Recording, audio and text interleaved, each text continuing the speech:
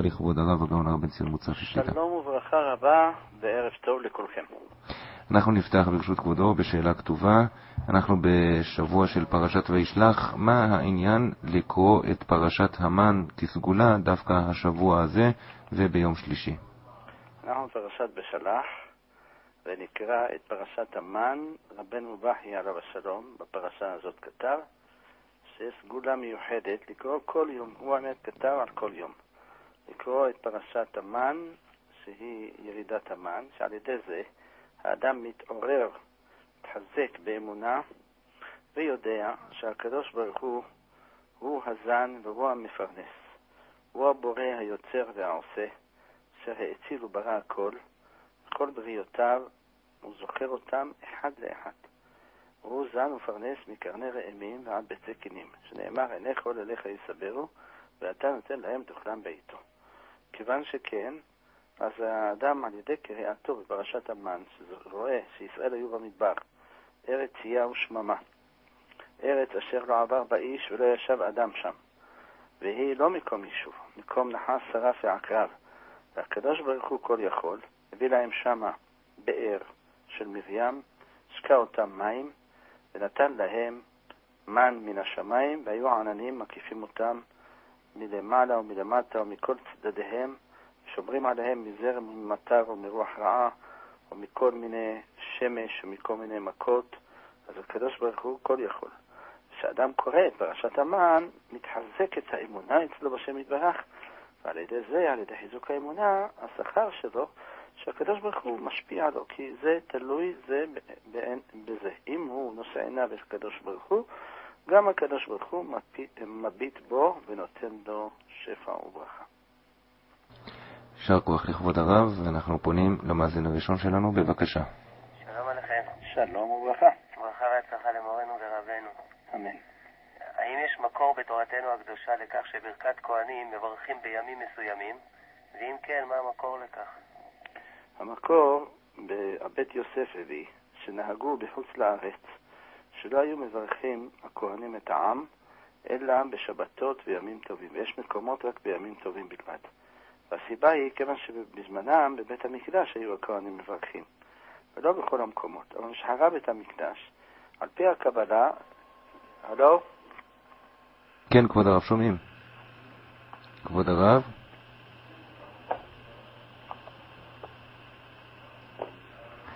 כבוד הרב, אנחנו שומעים.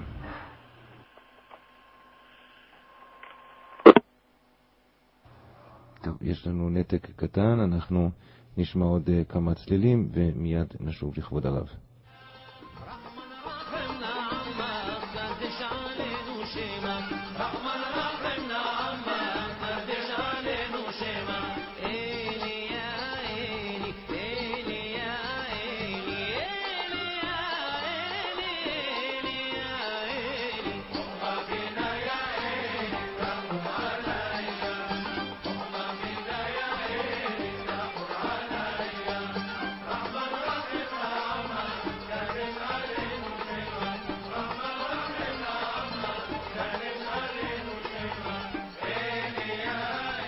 כן, ואנחנו שווים בתוכנית, כבוד הרב.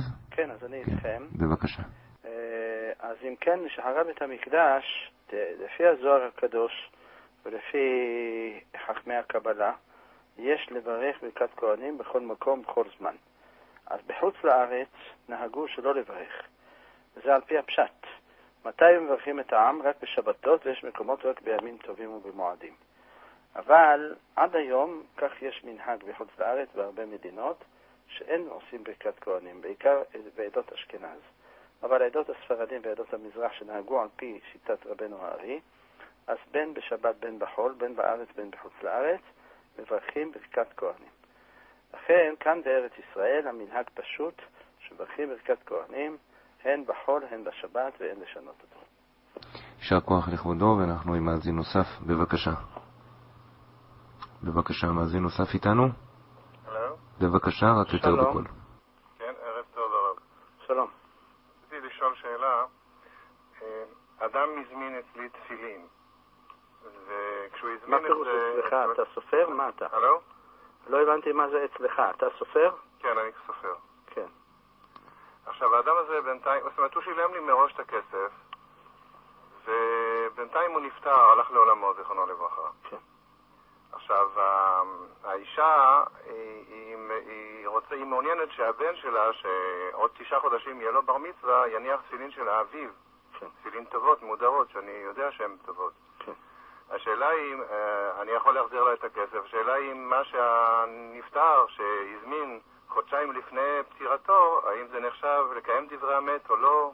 אין פה שום קיים דברי המת. הנפטר הזמין את זה לעצמו, לא הזמין את זה לבן. הוא הזמין את זה לבן. הזמין את זה לבן? כן. ומה האישה רוצה? סליחה, האישה נקלעה לבעיה כספית בגלל כל הטיפולים שעברו. אז היא רוצה את הכסף חזרה. סליחה? היא רוצה את הכסף חזרה. היא לא אמרה, אבל אני חושב שכן, כי היא לא מעוניינת להזמין תפילין חדשות, כי היא אומרת שהבן יכול להשתמש בתפילין לילד את התפילין של הנפטר. סליחה? היא רוצה לתת לילד את התפילין של אביו. כן. והתפילין של אביו הם בסדר? בדקת אותם? כן, כן, הם בסדר. אז לפי ההלכה, אתה צודק, אין פה, יש אולי מצווה לקיים דברי האמת או לא. מתי מצווה לקיים דברי האמת קיימלן? כשהוא ציווה שיעשו כן אחר מותו, אבל הוא לא ציווה כן שיעשו אחר מותו, אלא ציווה שזה יהיה כך בחייו. כן. אז על צד שעכשיו השתנתה דעתו, יכול להיות שהיה משנה את דעתו, אם היה יודע שחס ושלום הוא ייפטר. מצבו הכלכלי של אשתו וילדיו לא יהיה טוב, אז הוא בוודאי ניחלה שאתה תיתן את הכסף. האמת זה תלוי בהסכמתך, אין כאן דין של מצווה לקיים דברי האמת, יש כאן דיני ממונות. מצד שהוא נתן לך את הכסף, אתה אומר שהוא נתן לך את כל הכסף או חלק? כל הכסף מראש. כל הכסף מראש. על פי ההלכה, הכסף הוא כרגע שלך, כי זה מוחזק, ואתה רק חייב לתת להם תפילין. אתה תעשה איתם חסד, סוף סוף זו אלמנה ויתומים, ואני מבין שמצבם הכלכלי לא טוב, והם זקוקים לכל אגורה. אתה יכול לתת להם את הכסף חזרה, ואת התפילין תמכור אותם למישהו אחר. זה פשוט מצד מידת חסידות. לפי דין תורה, אבל לפי דין תורה זה שלך. מה שאתה רשאי אתה עושה, לא הם יגידו לך. אבל יש פה מצווה לקיים דברי האמת, אין כאן. לא שייך לומר בזה, כי מתי אנחנו אומרים מצווה לקיים דברי האמת? שהוא ביקש שיעשו כך אחר פטירתו. כאן שהוא או שידע או שלא ידע. אבל כאן זה לא ביקש אחר מותו, הוא התכוון לתת את התפילין האלה לבר מצווה. אז בסדר, אם יצא רצונו לפועל טוב, אם לא, האישה צודקת, מה יש לה לעשות בתפילין האלה המיותרות שנמצאים בבית? גם יש עוד מצווה אחרת, שהבנים, יש הנאה למת שהבנים שלו משתמשים בתפילין שלו, בספרה וכדומה, אז לכן יש בזה מצווה. אז אתה פשוט מצד חסד, מדין צדקה, עם אלמנה ויתומים, תיתן להם את הכסף חזרה. כן, אבל אני חייב לציין משהו. הוא היה חולה במחלה, ועבר טיפולים כימותרפיים, והוא רצה להבטיח שהתפילין יהיו לבן במידה ויקרה לו משהו שהוא... הוא אמר לך את זה? כן, ודאי. אני הכרתי אותו אישית. מה הוא אמר? שמה? אז עכשיו אתה מספר לי סיפור אחר.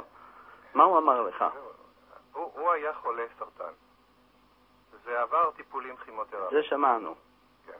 עכשיו, הוא אמר שהוא רוצה להבטיח לבן שלו שיהיו לו תפילין, שהוא לא יודע מה יקרה לו, יקרה ככה, הוא לא יודע, אז הוא אומר, רוצה להיות שקט שתפילין לבן יהיו. כן. כן, זה מה שהוא אמר. הוא לא ידע שהוא ילך להיפטר מהעולם כל כך מהר. לא. אז הנה, אתה בעצמך אומר את התשובה. כיוון שהוא לא ידע שהוא הולך להיפטר, הוא האמין שהוא יחיה עוד שנה, שנתיים. כן, ודאי. אז בינתיים הוא יניח את התפילין שלו, והבן שלו יהיו לו תפילין חדשות. עכשיו שהוא נפטר לפני כן, אז אין פה מצווה לקיים דברי האמת, זה לא שציווה בחייו איזה דבר. אז אני יכול להחזיר את הכסף לאלמנה. אתה יכול להחזיר ואין בלי שום עוון. אדרבה, יש מצווה בזה. כן, אתה תעשה מצווה גדולה בזה. שיהיה רק בשורות טובות. אמן, חזק וברוך לכבוד הרב, ועוד מאזין איתנו, בבקשה. שלום כבוד הרב. שלום וברכה. יש לי שתי שאלות לכבודו בבקשה. השאלה הראשונה, המשלים ביום שבת או השלישי ביום חול, כשמסיימים לקרוא את ספר תורה, האם עוד אדם יכול לומר עמהם קדיש אחרי קריאת ספר תורה? שאלה שנייה כבוד הרב... תרשה לי לענות על השאלה הראשונה. תדע ידידי שמבחינה הלכתית לא נכון ששניים יאמרו קדיש. יש תשובה של חתם סופר בזה, גם הגאון רבי עקיבא איגר התייחס לזה, גם חזון איש. כשם שלא שניים אומרים קדושה, כך אין שניים אומרים קדיש. מה שאנחנו מתירים היום לומר קדיש, דלה ליטול אינצויה, שלא יבואו לידי מריבה אז אנחנו מסכימים שהאבלים, או אלה שיש להם חיוב, יאמרו יחד קדיש. האמת, אם היה ניתן לתקן, כמו שיש בתי כנסת שכך תקנו, שכל אחד אומר קדיש, עושים תור, וכל אחד אומר קדיש, אחד אומר בשחרית, אחד אומר במנחה, אחד אומר קדיש הודור, אחד אומר קדיש של קווה, אחד אומר קדיש עלינו לשבח, ככה מחלקים את זה, זה היה עדיף. אבל כיוון שאנחנו לא נוכל לעשות את זה, וגם אנשים לא ישמעו ויבואו לידי ויכוחים, והמציאות מוכיחה שבאים על ידי זה לידי מחלוקת בבית הכנסת, אז נותנים להם לומר קדיש. אבל תדע שזה לא מעלה. כיוון ששניים אומרים קדיש, אין לזה שום תועלת. כי די בקדיש אחד שאנחנו עונים עליו ויש מרבה. זאת ועוד גדולה עונה יותר מן המברך. אלא מה שלא יגידו שבן הזה מזלזל באביו, אז אנחנו אומרים לו תגיד קדיש, אפילו שיש עוד אחד שאומר קדיש. עכשיו, כשאנחנו נבוא ונחלק את הקדישים, זה אין לזה סוף. נתחיל קדיש כזה, מחר יהיה קדיש שלפני העמידה במנחה, לפני העמידה בערבית, ולפני ברכו, וכן על זה הדרך. אין לזה סוף, אין לדבר סוף. קדיש של קריאת התורה הוא לא שייך לעולה השלישי, ולא שייך למשלים, תדע ידידי. קדיש מעיקר הדין שייך לקורא בתורה. הסיבה שהקורא בתורה מוותר, תקנו שהוא יוותר, לתועלת האדם שקנה את המשלים או האדם שקנה את השלישי, כי מסתמה יש לו יורצייט או שהוא נמצא תוך 12 חודש על מתו, רוצה לומר בשבילו קדיש. שאנחנו מבטרים בשבילו.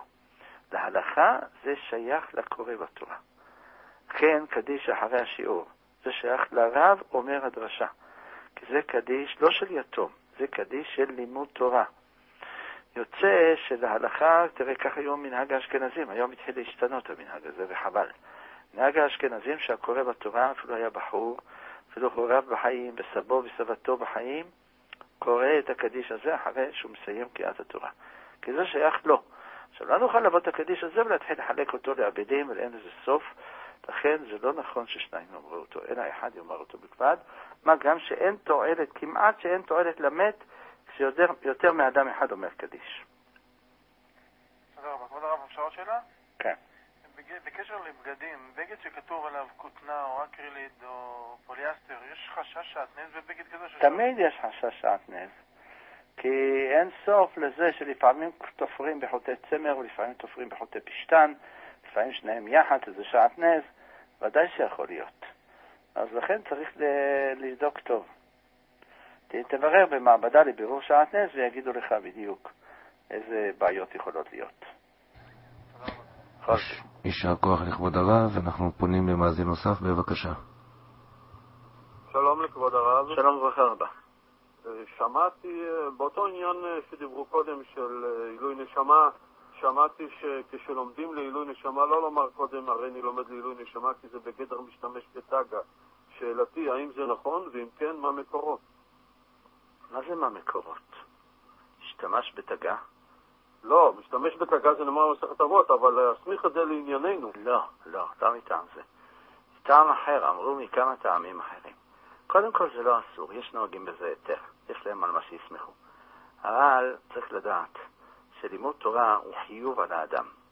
זה לא איזה צדקה או התנדבות שהוא עושה שהוא יכול להקדיש את זה בשביל איזה מישהו או בשביל משהו. עושה כאילו מסחר בתורה. לא מדין השתמש בתגה, מדין דימו את זה לזה. זה מדין שכאילו מסתחר בתורה. עושה לזה מכך וממכך.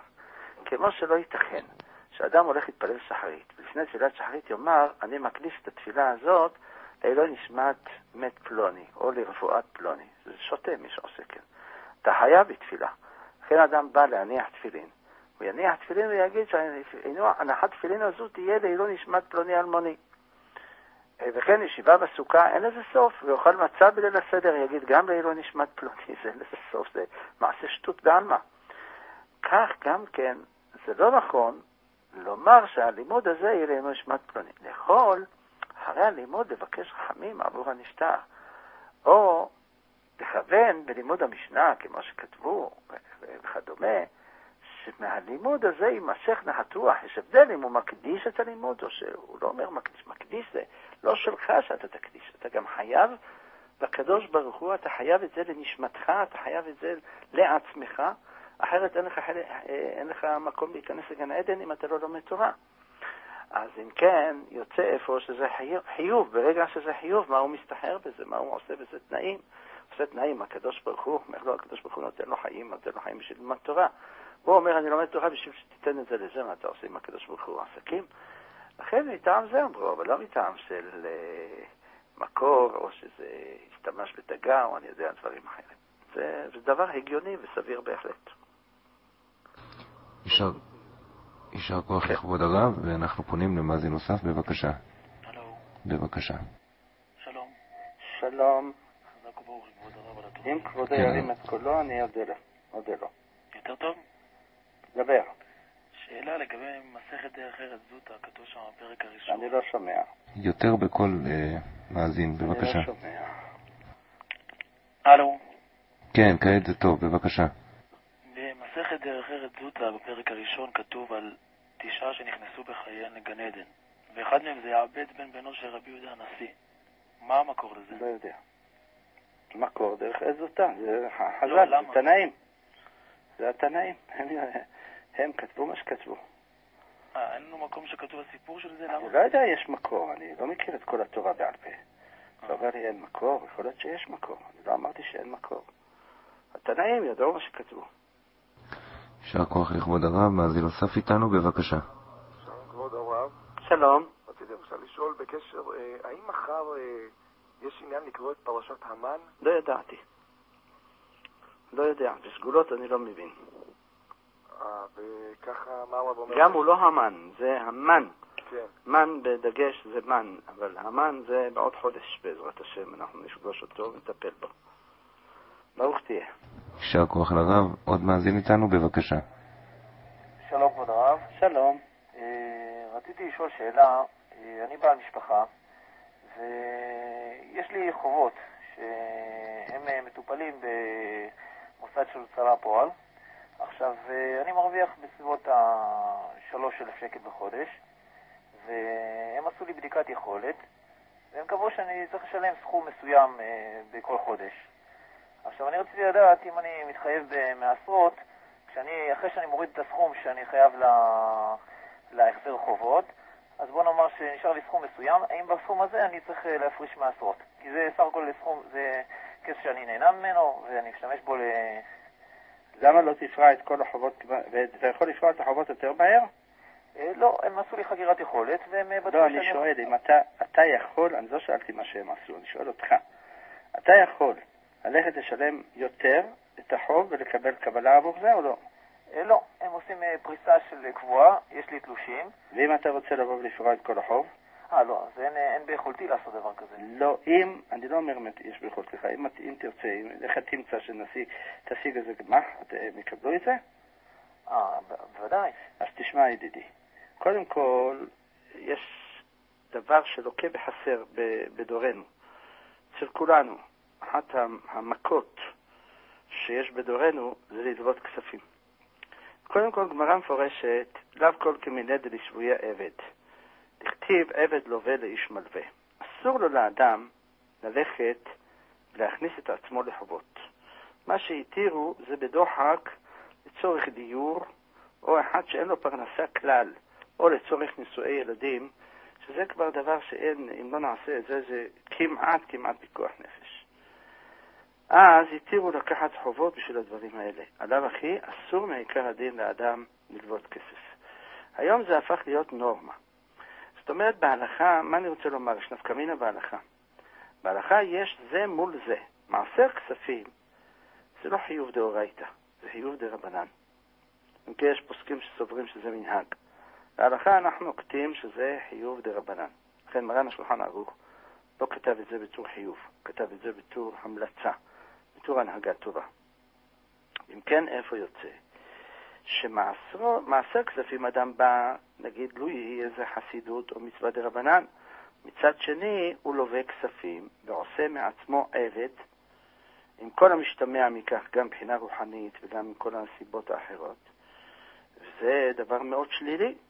אז אם כן, הוא מצד אחד עושה חובות, מצד שני עושה פתאום זכויות של זה. אל תעשה, אומר הקדוש ברוך הוא, אל תעשה לו חובות ולא זכויות. קודם תפרע את החובות שלך, אחר כך תבוא נדבר, נראה תעשה מעשרות.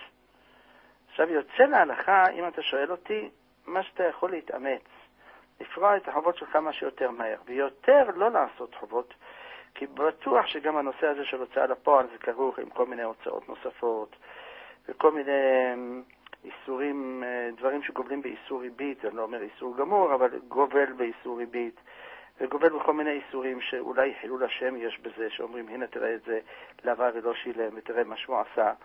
והדבר הזה בהחלט דבר לא טוב, זה הנהגה לא טובה. לכן, אם אפשר להינצל מזה, זה עדיף, זה קודם לדין של מעשות. יישר כוח לכבוד הרב. אז נוסף איתנו, בבקשה. אלו? שלום. ערב טוב הרב. שלום. שלום, רציתי לשאול האם הדין הזה של דבר שטיבולו במשקה נאמר על דבש תמרים או דבורים? דבש, דבורים. למה שתמרים זה בכלל, זה נקרא מיץ שיוצא מן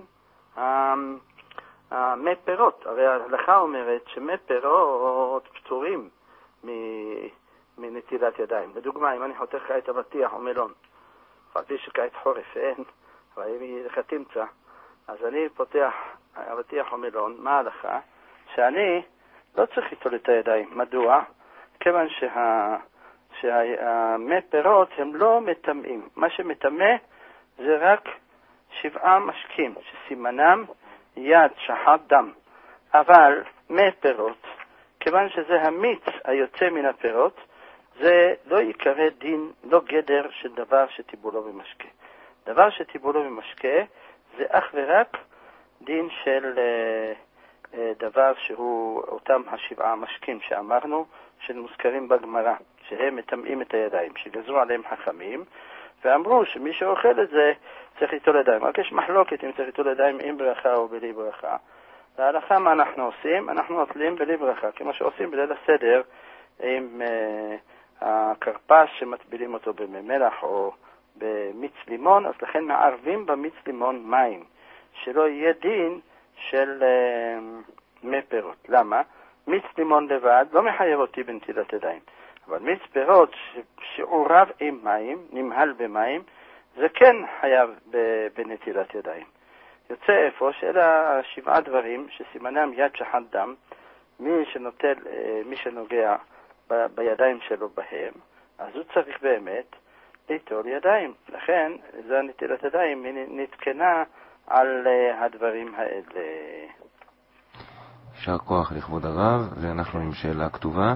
האם מותר לנסוע בכביש מספר 6 חוצה ישראל שזה בתשלום, ועכשיו אומרים שזה בבעלות גוי? האם זה משנה מכיוון שנוסעים עליו בשבת? זה לא בעלות גוי, זה בעלות יהודית, ולצערנו גם יהודי שמניח תפילין, גם 2 זוגות תפילין.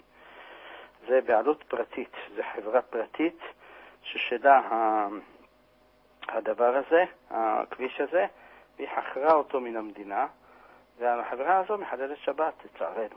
אני לא אומר אסור או מותר, אני אומר רק מנהג טוב, כמו שאסרו בזמנו לבקר בספארי ובגן החיות, בגלל שהם מחללים שבת. ראוי גם להכניס בתוך הקריטריון, אם אפשר, גם את הכביש 6, בגלל שכביש 6 מחלל שבת. יש שם מצלמות, בכל כניסה יש 6 מצלמות, בסך הכל אמר לי מישהו יש 360 מצלמות, אם לא יותר כבר, כי עכשיו הגדילו גם את הכביש, אז יש שם מצלמות רבות, וכל המצלמות האלה עובדות בשבת, ובשבת הרבה יותר מימי החול. אז לכן בוודאי שיש פה איסור שמחזיק ידי עוברי עבירה, לכן צריך להיזהר, אם אפשר לא להשתמש בו. כמו שאנחנו משתמשים גם בטלפונים, משתדלים להמעיט בשימוש בהם, כיוון שחברות הטלפונים הן מחללות שבת ועושות עוד הרבה איסורים, שכל מיני דברים שיש בהם חס ושלום השחתה וקלקול. לכן כדאי הוא להיזהר שלא להשתמש בכל חברה, כמה שלהמעיט בשירותים שאנחנו נשתמש בדברים של חברות שמחללות שבת. חזק וברוך כבוד הרב. מספר הטלפון לשאלות 02-500-1166, ואנחנו עם מאזין נוסף, בבקשה. שלום עליכם. שלום וברכה. כבוד הרב, בכל אשר תעשה תצליח. סליחה? בכל אשר תעשה תצליח. אמן. כן אמור. מה היה השם של אמא של חזקיה אם הרב יכול לספר בקצרה איך היא הצילה אותו. וזה חזקיה. חזקיה המלך. לא זכור לי כרגע, מה אני אגיד? אני לא נמצא בחידון של מדרשים. לך ידוע משהו? מה רצית? הרי אמא של חזקיה הצילה אותו. ממה? מאש. תספר, מה היה הסיפור? אני יודע. זה בגמרא במסכת סנהדרין, למדנו את זה. מה זה הסלמנדרה הזה? אני יודע מה זה בדיוק, לא הבנתי מה. טוב, פעם אחרת אולי. טוב, תודה רבה. תודה. שלום. כן, ואנחנו עם עוד מאזין, בבקשה. הלו? בבקשתך, כן. שלום, כבוד הרב. שלום. כן, בבקשה. באיגרת שהאגרא כותב לבני ביתו, כן. הוא כותב שם שלא יפחות מחומש, כי בזה עובר על כמה לווים. כן. וכמה שאני יודע שההלכה היא מעשר, והיא נרצה עד חומש, אז למה התכוון האגרא?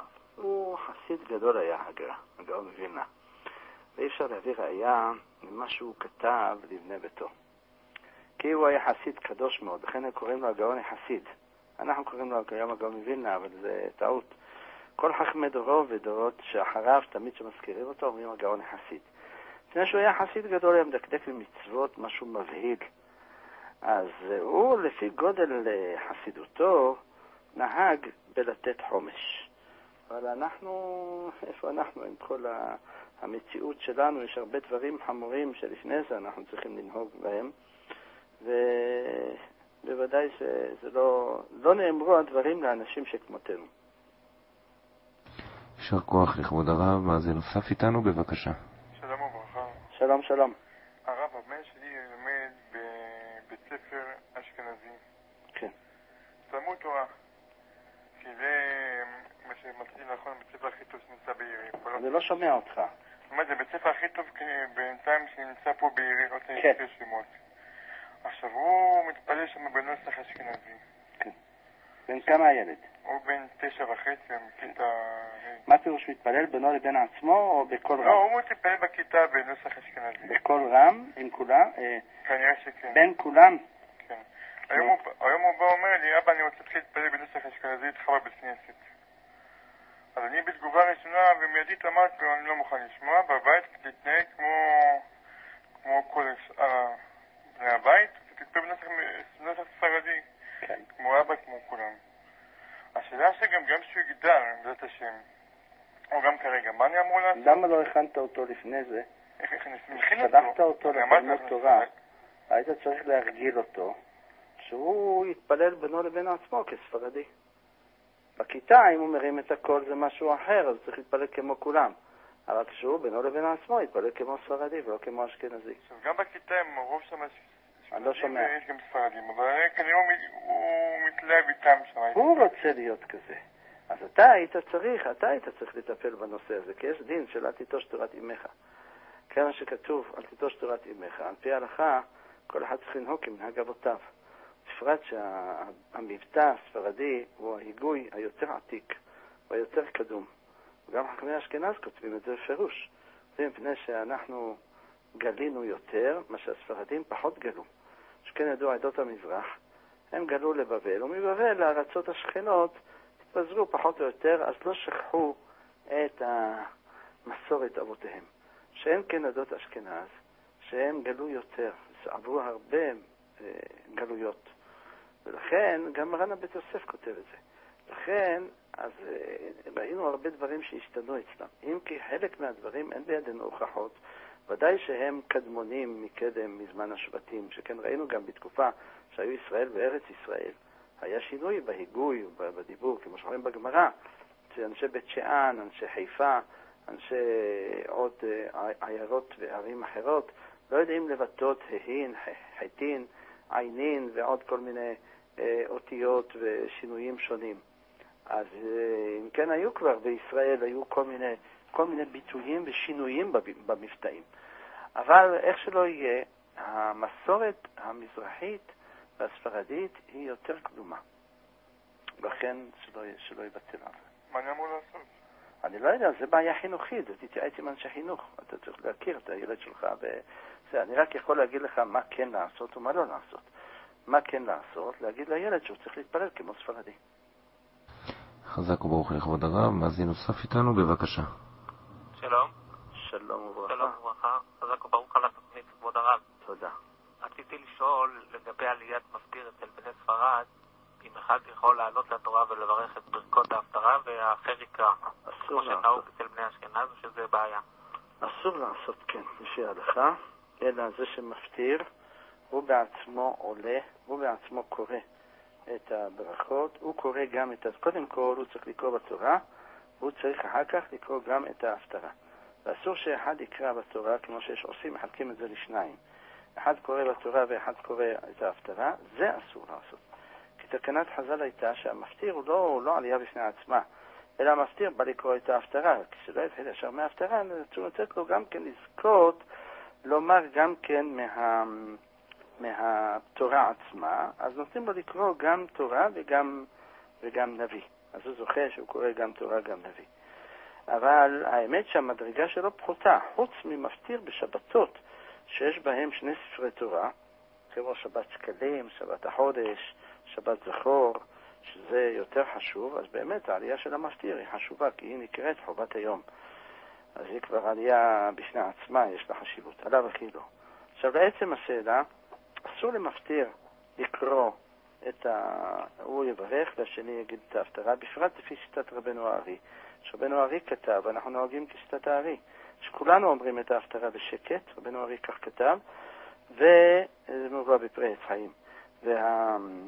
והקונה המפטיר, הוא קורא אותה בקול רם, את ההפטרה עצמה. עכשיו, גם היחידה נשאל את השאלה הזאת, מה יעשה אחד שלא יודע לקרוא את ההפטרה? אז הוא כתב, שיעשה אחד מהשניים, או שילמד בעצמו לפני כן, במשך כל השבוע את ההפטרה, יחזור עליה טוב, ויבוא יקרא אותה כמו שצריך, ואם לא, אז יקנה וייתן את זה לאיזה תלמיד חכם שיעלה במקומו. כך באמת ראוי לעשות. הוא לא יודע לקרוא את ההפטרה, או שהוא זקן, או שהוא מגמגם, או שלא יודע לבטות, ולא שייך שהוא ילמד את זה. אז אנחנו נגיד לו בסדר, תקנה את ההפטרה, ההפטרה היא שלך, אלוהי נשמה, הכל כמו שצריך. אתה תכבד את התלמיד חכם, הוא יקרא בשבילך. כך כתב גם רבנו חיים פלאטי, שייתן לתלמיד חכם לומר, ותלמיד חכם גם יכול להגיד קדיש, תלמיד חכם יכול להגיד הכל, והוא יעלה לו את הנשמה, הוא יעשה לו את כל מה שצריך לעשות. חזק וברוך כבוד הרב, ועוד מאזין איתנו, בבקשה. שלום כבוד הרב. שלום שלום. טוב, רצינו לשאול את הרב במקום של בכולל אברכים, שנמצא בעיר שהאברכים כולם באים מבחוץ, זה העיר של בעלי תשובה. רוב המתפללים בבית הכנסת הם בעלי תשובה. ויש אחד מן האברכים שהוא גם בעל תשובה כבר הרבה שנים, והוא רוצה ללבוש תפילין כל היום. והשאלה אם מותר, זה מתחלק לשניים השאלה, אם מותר לו להניח תפילין כל היום, דבר אחד. דבר שני, לעניין תפילין של שימושה רבה, אם מותר להניח במנחה כשהוא היחיד שמניח תפילין של שימושה רבה ואף אחד מהציבור לא מניח. הראש כולל לא מניח. אנחנו לא נוכל לומר מותר, בדברים האלה מותר ואסור. נוכל לומר אם כדאי לעשות את זה, אם נכון לעשות את זה או לא נכון לעשות את זה. אם אתה שואל אותי, לא נכון לעשות את זה. כי יש דין של יהורה. דין של יהורה זה בתחום האפור, מה שנקרא. יכול לבוא לידי איזה גאווה, גם אם הוא חושב שהוא לא יבוא. יכול להיות שיבוא יצר רע ויגיד לו, אשריך, תראה, אתה שונה מאחרים. לכן אדם צריך מאוד להיזהר, לא לעשות שום מנהג חסידות בפני האחרים, כשאחרים לא נוהגים באותו מנהג חסידות. זה כלל גדול בכל דבר בעבודת השם. שהעובד השם האמיתי, שהוא רוצה לעשות דבר שאחרים לא נוהגים, יעשה את זה בביתו ובחומותיו. בכוונה כתב הגאון חידה, ביתו ובחומותיו, זאת אומרת מאחורי חומה שאף אחד לא רואה. אבל לא בפני כולם. זה לא נכון לעשות כן בפני כולם. יש בהלכה שאם היה מאירי כותב שאם היה מפורסם בחסידות, זאת אומרת הוא ידוע כאיש חסיד ולא זה, וכוונתו גם לשם שמיים, צריך שני תנאים. אחד שהוא מפורסם בחסידות, שתיים שיהיה כוונתו לשם שמיים. אז יש מי שמתיר, אבל גם בזה הרבה חכמים היו נמנעים, ותראה מי לנו גדול מהגאון הבן איש חי. שלא היה חסיד כמותו באותו דור, בכל זאת, כשהוא היה מניח תפילין של שימושה רבה בחודש אלול בעשרת ימי תשובה, היה מתחבא בתוך העזרת נשים, לא היו שם נשים, ושם היה מניח. כך היה נוהג אבי וחסיד רבי אליהו. כך נהג גם רבו על זבחי צדק, רבי עובדיה סומך עליהם השלום. אז הנה אתה רואה שמכל מנהג של חסידות שאחרים לא נוהגים בו, אין לעשות כאן. תראה גם השולחן גבוה עליו השלום, כותב הרב יוסף מולכו, שהיה גדול מאוד מגדולי רבני סלוניקי. הוא כותב בספרו שולחן גבוה, שכל ימיו הוא חשש לדברי מרן השולחן ערוך לגבי תפילין של רבנו תם, שלא יניח אותם אלא מישהו גדול ומפורסם ביראת השם ובחסידות. והוא עצמו לא היה מניח תפילין של רבנו תם, כי הוא פחד שהוא לא מפורסם בחסידות ולא גדול ביראת שמיים. כותב הוא, בעיר ירושלים ראיתי גם בעלי בתים שמניחים תפילין של רבנו תם, ואפילו אנשים פשוטים שהם עוסקים במסחר ובעסקים מניחים תפילין של רבנו תם, ואז הוא באמת שינה את דרכו. מה אני רוצה לומר? כשהוא היה בעירו, כשהיה גאון גדול, מחבר ספרים, פוסק גדול, עמוד שהיו מתכתבים איתו, עמוד ההלכה שמתכתבים איתו בהלכה, לא רצה להחזיק מעצמו כתלמיד חכם וכאיש ירא אלוקים שיניח תפילין של רבנו תם. ואפילו בביתו לא הניח. אחרי שבא לירושלים וראה שגם אנשים פשוטים מניחים, אז עשה כן. עכשיו לעצם השאלה, מתי יהיה אסור אם יש תלמיד חכם שם בכולל, זאת אומרת ראש כולל או תלמיד חכם יותר גדול או יותר מבוגר, זה ודאי אסור מעיקר הדין, ואפילו חייב נידוי מי שמניח תפילין בפניו. אבל בהנחה שאין שם תלמיד חכם גדול, אלא כולם חברי הכולל, כולם פחות או יותר, גילם שווה פחות או יותר, אולי שנים ספורות אחד יותר מהשני, יש שינויים ביניהם, והידע שלהם בתורה פחות או יותר זהה. נכון שאיסור אין כאן, אבל יש פה בעיה של יהורה. איסור יהורה, חשש איסור יהורה יש כאן. חזק וברוך כבוד הרב, אנחנו עם שאלה כתובה. מה דעת כבוד הרב על טיולי בנות יעקב עם לינה מחוץ לבית? קשה לי לענות בצורה חד משמעית. רק יהיה מותר אם הנסיעה והטיול הזה יעשה כדת וכהלכה, עם שמירה הגונה ועם צניעות, ותלוי גם כן תמיד בבנות הכיתה ותלוי בסוג המשמעת שיש עם המורות שם. אם יש משמעת טובה והשגחה טובה ויודעים איפה הבנות נכנסות ואיפה יוצאות ומה הן עושות בכל שעה ובכל רגע והתנהגו בדרך ארץ ובצניעות, אז יהיה אפשר להתיר, כי אנחנו לא נוכל לסגור אותם לגמרי, כי אחרת חס ושלום יכולים לצאת דברים קלקולים אחרים.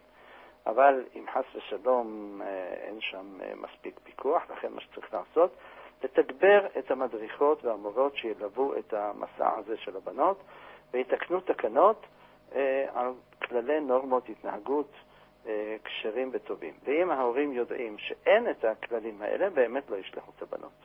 זאת אומרת, לשלוח את הבנות אך ורק כשיודעים ההורים אל נכון שההקפדה שם וההשגחה תיעשה כמו שצריך לעשות. חזק וברוך כבוד הרב, ואנחנו עם מאזין, בבקשה. שלום עליכם. שלום. רציתי לשאול בבקשה, בתפילת 18 אנחנו אומרים על הצדיקים ועל החסידים ועל שירית עמך בית ישראל, על זקניהם, על פיתת בית סופריהם ועל גרי הצדק ועלינו. אנחנו לא שירית עמך בית ישראל? לא, אנחנו בטח שאנחנו שירית, אבל אנחנו מבקשים קודם על האחרים. דרך ארץ לימדה אותנו התורה, בדרך ארץ לימדו אותנו אנשי כנסת הגדולה שחיברו את התפילה. כשאדם מתפלל, יבקש קודם על האחרים, וכך יבקש על עצמו. והשהגמרא אמרה, כל המתפלל על חברו, והוא צריך לאותו דבר, הוא נענה תחילה. אז דרך ארץ שאדם יברך קודם את האחרים, אחרי זה בכלל האחרים יכלול גם את עצמו. ולכן בברכה הזאת, תקנו לנו אנשי כנסת הגדולה לבקש על הצדיקים ועל החסידים, ועל שארית עמך בית ישראל, הכוונה, על כל שארית הפלטה שיש מכל הארצות כולם, מהגלויות, מההרג, מכל מה שקורה, ואחרי זה, על גרי הצדק, בסוף אנחנו אומרים ועלינו. עלינו זה תפילה כוללת לכולנו. למעשה זה כולל הכל, זה כולל גם את הצדיקים, גם את החסידים, גם שארית עמך בית ישראל. אחר כך אנחנו כוללים את כולם. יש עוד פירוש, שהפירוש אומר ככה, אם אני לא טועה, רבי חיים פלאצ'י כותב את זה, שיש סוגים שונים אנחנו מזכירים כאן סוגים שונים של מעם ישראל. ובאמת הולך שם לפי מדרגות. המדרגה הכי גבוהה זה הצדיק. למעשה, החסיד יותר מצדיק. אנחנו מתחילים על הצדיקים ועל החסידים ועל שארית עמך בית ישראל, ועל פליטת בית סופריהם, על זקניהם זה חכמי ישראל, ועל פליטת בית סופריהם ועל גרי הצדק. אחרי זה אנחנו מחברים את כולם יחד והופכים אותם לגוף אחד. לכן בתחילה אמר אותם כל אחד בנפרד, ולבסוף כלל אותם יחד. חזק וברוך כבוד הרב. אנחנו עם מאזין נוסף, בבקשה. בבקשה, מאזין. ערב טוב. שלום. שלום. ערב טוב. שלום. שלום. כן. כן. שלום. הרב שומע את המאזין? אני לא שומע אותו. כן. מאזין? כן, אני... יותר בקול. כן, שלום. שלום, ערב טוב. כן. רציתי לשאול שחל ראש חודש בשבת. כן. ועולים לקרוא את ההפטרה של ראש חודש, קודם את הקריאה בתורה של הראש חודש.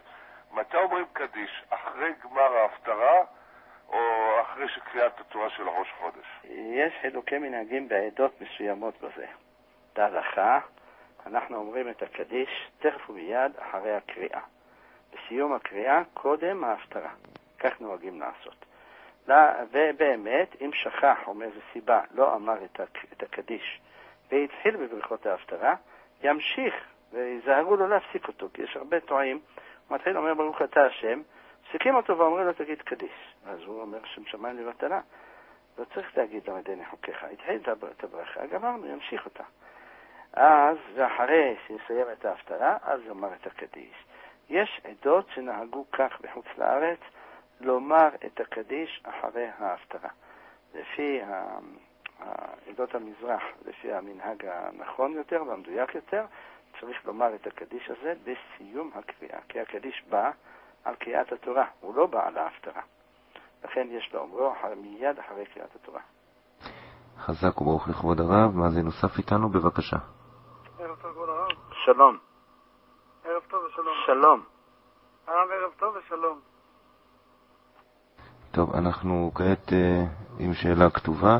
אם חד-הורית שחוזרת בתשובה ומתחזקת מאוד שואלת אם כדאי להעביר את ביתה מבית ספר תורני לבית יעקב. בוודאי שכן.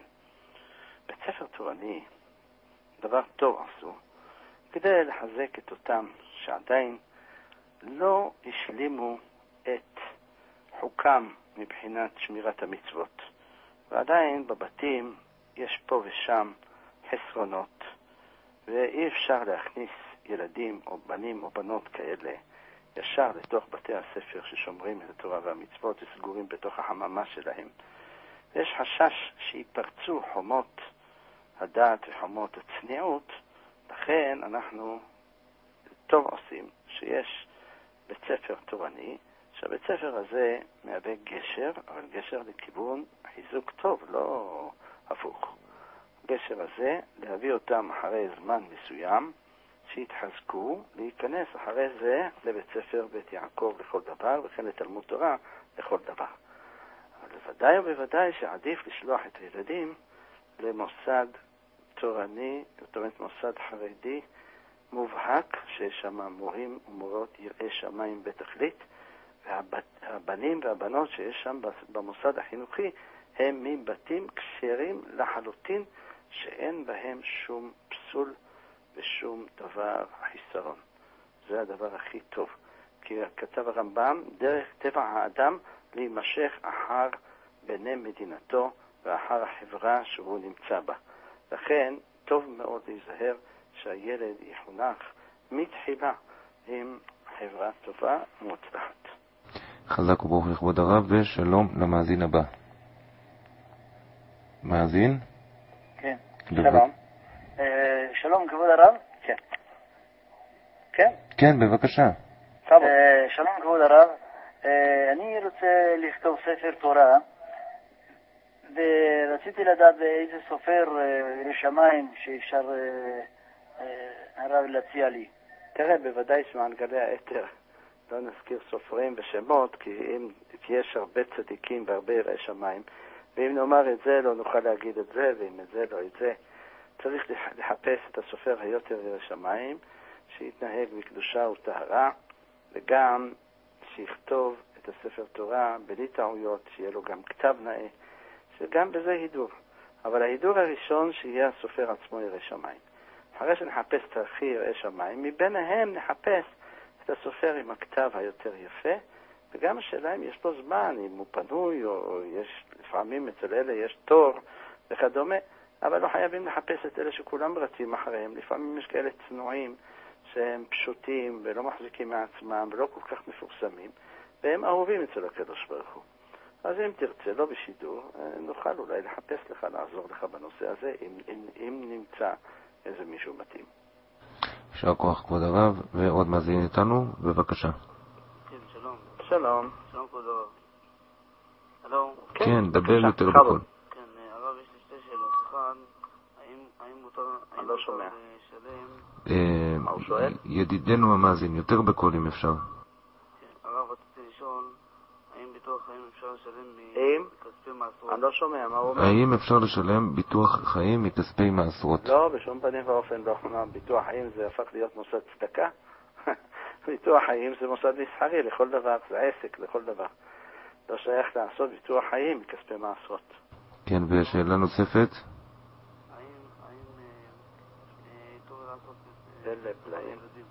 האם טוב לעשות ביטוח לילדים? חיסכון. האם טוב לעשות חיסכון לילדים? כן, בפרט בזמננו זה בארץ פה, שאי אפשר, מי שלא קונה דירה, מי שלא, לצערנו, שיטת הדיור כאן והשיכון במדינה היא מאוד מעובדת, שכל אדם צריך בית לעצמו, וגם לא משתלם לשכור דירה. 20 שנה, 30 שנה ישלם שכירות, אין לזה סוף. אז בכסף הזה יקנה בית. אז כל ילד צריך פעם איזה דירה או משהו, ואם לא בית, אז לפחות איזה סכום מסוים שיתחיל את החיים, שיהיה לו בשביל ריהוט, בשביל דברים מינימליים, שיתחתן. ובאמת, האבא רוצה ילדים קטנים לחסוך להם, אפשר. יש לנו גם ראייה מהמדרש, במדרש מובא, שהיה איזה איש אחד שהיה לו קופה בבית, שנולדה לו בת, היה כל יום שם שם מטבע, ושבא לחתן אותה, אסף את כל המטבעות, והיה לו נדוניה גדולה בשבילה. אז כאן ראייה שהיו עושים חיסכון. רק היום יש לנו עושים קופות בבית, אבל יש את הבנקים, או יש את המקומות ששם חוסכים, אז בהחלט יש בזה תועלת, יש בזה עניין. חזק וברוך כבוד הרב, ואנחנו פונים למאזין נוסף. שלום. שלום וברכה. אני בבקשה רוצה לדעת שתי שאלות. לגבי השאלה אחת, תלמיד חכם, הרב עובדיה שיחיה דיבר במוצאי שבת, השאלה מתי מברכים? לא שמעתי. אני אומר, לגבי תלמיד חכם, כן. צריך לברך בשם ומלכות. כן. הייתי רוצה לדעת מתי זה, כאילו מה זה הגדרה של תלמיד חכם שמברכים עליו בשם ומלכות? תלמיד חכם שיודע לשוק הלכות בכל מקום ששואלים אותו, זה נקרא גדר של תלמיד חכם, שבקיא בתורה, וגם שהציבור צריכים אליו, זאת אומרת הרבים צריכים אותו, והוא מופלה בחוכמה, זאת אומרת שונה מכל יתר החכמים, יש בו באמת חוכמה גדולה, ולא ראית אותו 30 יום. לא ראית אותו 30 יום, אפילו שראית את התמונה שלו, אפילו שראית אותו דרך הלוויין או דרך וידאו, כל מכשיר אלקטרוני אחר, אבל העיקר לא ראית אותו בפנים, פנים אל פנים. כשאתה רואה את פניו בפעם הראשונה, אז אתה מברך. אוקיי, השאלה שנייה הרב, האם הזנה קבועה לשיעורים של הרב ברדיו זה נחשב כלימוד תורה? אני לא יודע, אתה מתכוון לשיעורים שלי? כן, כן. אני לא יודע, יכול להיות שכן, יש דברים שכן, אולי יש דברים שהם, לפעמים יש איזה שיחות מן הצד, אבל אם זה ציטוטים מדברי חז"ל, ציטוטים מהגמרא או מהפוסקים ומדברי הארי והזוהר, אז זה בהחלט נחשב דברי תורה לכל דבר. אלא אם כן יש שיחות אחרות, אני לא יודע. אני פשוט לא עוקב אחרי עצמי. חזק וברוך לכבוד הרב, ואנחנו עם מאזין נוסף, בבקשה. שלום עליכם כבוד הרב. שלום וברכה רבה. רציתי בבקשה לשאול, מחר יש לי ברית מילה לבן שלי, בן הזכר בזאת. סימן טוב. תודה רבה. רציתי בבקשה לדעת, בקשר למעלת הסנדק וזה שמחזיק לו את הרגליים, איך זה מתחלק בדיוק? קודם כל אנחנו לא מחלקים את זה. הסנדק הוא מושיב את הילד על ברכיו והוא מחזיק את רגלי הילד. זה שנותנים רגליים להחזיק זה במידה וחס ושלום אחד הסבים הוא לא שומר מצוות, או כגון שהוא מחלל שבת, בפרהסיה, ואם לא ניתן לו אז סנדקאות הוא יפעס ויהיה מזה מחלוקת, אז אנחנו נגיד שכדי גדול השלום ניתן לו לשבת, התינוק יהיה בחיקו ונותנים לאיזה מישהו להחזיק את הרגליים. אבל לא שמראש אנחנו נעשה כן. כי האמת, מצוות סנדק זה סנדק מלא. הוא צריך לשבת, לשים את הילד על ברכיו, והוא מחזיק את רגלי התינוק. כך צריך להיות. ומעלת הסנדק היא מעלה חשובה מאוד בהלכה, כי הוא נקרא בעל ברית, ככה מעריב כותב. הוא נקרא בעל ברית והוא דומה למזבח, ויש בזה הרבה מעלות. עליו נאמר, ישימו כתורה באפיך וחליל על מזבחיך, מה כתיב אחריו, ברך אדוני חילו ופועל ידיו תרצה. למדנו את זה מדוד המלך, שאמר בתהילים, כאן עצמותיי תאמרנה אדוני מכמוך. אמר דוד, כל עבר ועבר מעבריי אני עושה מצווה. בפאות אני עושה לא תקיפו פאת ראשיכם. בראשי אני מניח תפילין. אחרי זה הדרך, מנה, עיניים, אוזניים, ידיים, רגליים. כשהגיע לברכיים, אמר בברכיים, אני נעשה סנדק, סנדיקוס כתוב שם, לילד שעושים לו ברית מילה. גם למדנו אצל יוסף הצדיק, גם בני מחיר ומנשה יולדו על ברכי יוסף. כותב יונתן בן עוזיאל שם, שכד התגזירו, הכוונה כאשר נימולו, אז נימולו על ברכיו של יוסף. אז יוסף הצדיק היה הסנדק שלהם. וכאן ראינו שיש מעלה לסנדק, ומעלה שהסנדק יהיה אדם נכבד, אדם צדיק, אדם חסיד, אדם בעל תורה ובעל יראת השם. ברוך תהיה ושתגדל את הילד לתורה, לחופה, למצוות ולמעשים טובים. אמן ואמן. יישר כוח כבוד הרב. עוד מאזין איתנו, שלום. שלום לכבוד הרב. שלום, שלום. רציתי לשאול את הרב ברשות הרב שתי שאלות. אחת, בעניין פת הבאה בכיסנין ללישנה של עשויה ככיסים. כן. היה אפשר להבין מהשיעור של חכם עובדיה לפני שבוע, שדווקא שהמילוי הוא מתוק, יש לו דין מזונות. אז השאלה מה לגבי בורקס של ימינו, בחינה או תרת שאינו מתוק. כן. באותו מישהי ביקשה ממני שאמצא מישהו שיגיד קדיש על אמא שלה. אז בוא נענה על השאלה הראשונה. לגבי מה ששאלת, מי שיעיין בשולחן ערוך ימצא כך, שבאמת מרן באותו סימן שהביא את הדין הזה של פת הבאה בכיסנין, אם אני לא טועה זה קוף סמך משהו, אז שמה כתב מרן השולחן ערוך שפת הבאה בכיסנין שמה ממולא כגון שקדים ואגוזים ומיני מתיקה, כך כתב מרן. זאת אומרת, דווקא דברים מתוקים שלוקחים את זה בתור כינוח סעודה. אחרת המשנה ברורה עצמו בסוף הסימן שמה מקשה, ששמה מרן הביא עם פנדה והביא טריטה והביא עוד כל מיני טרוקנין וכל מיני שמוזכרים בגמרא במסכת ברכות. מה ברכתם?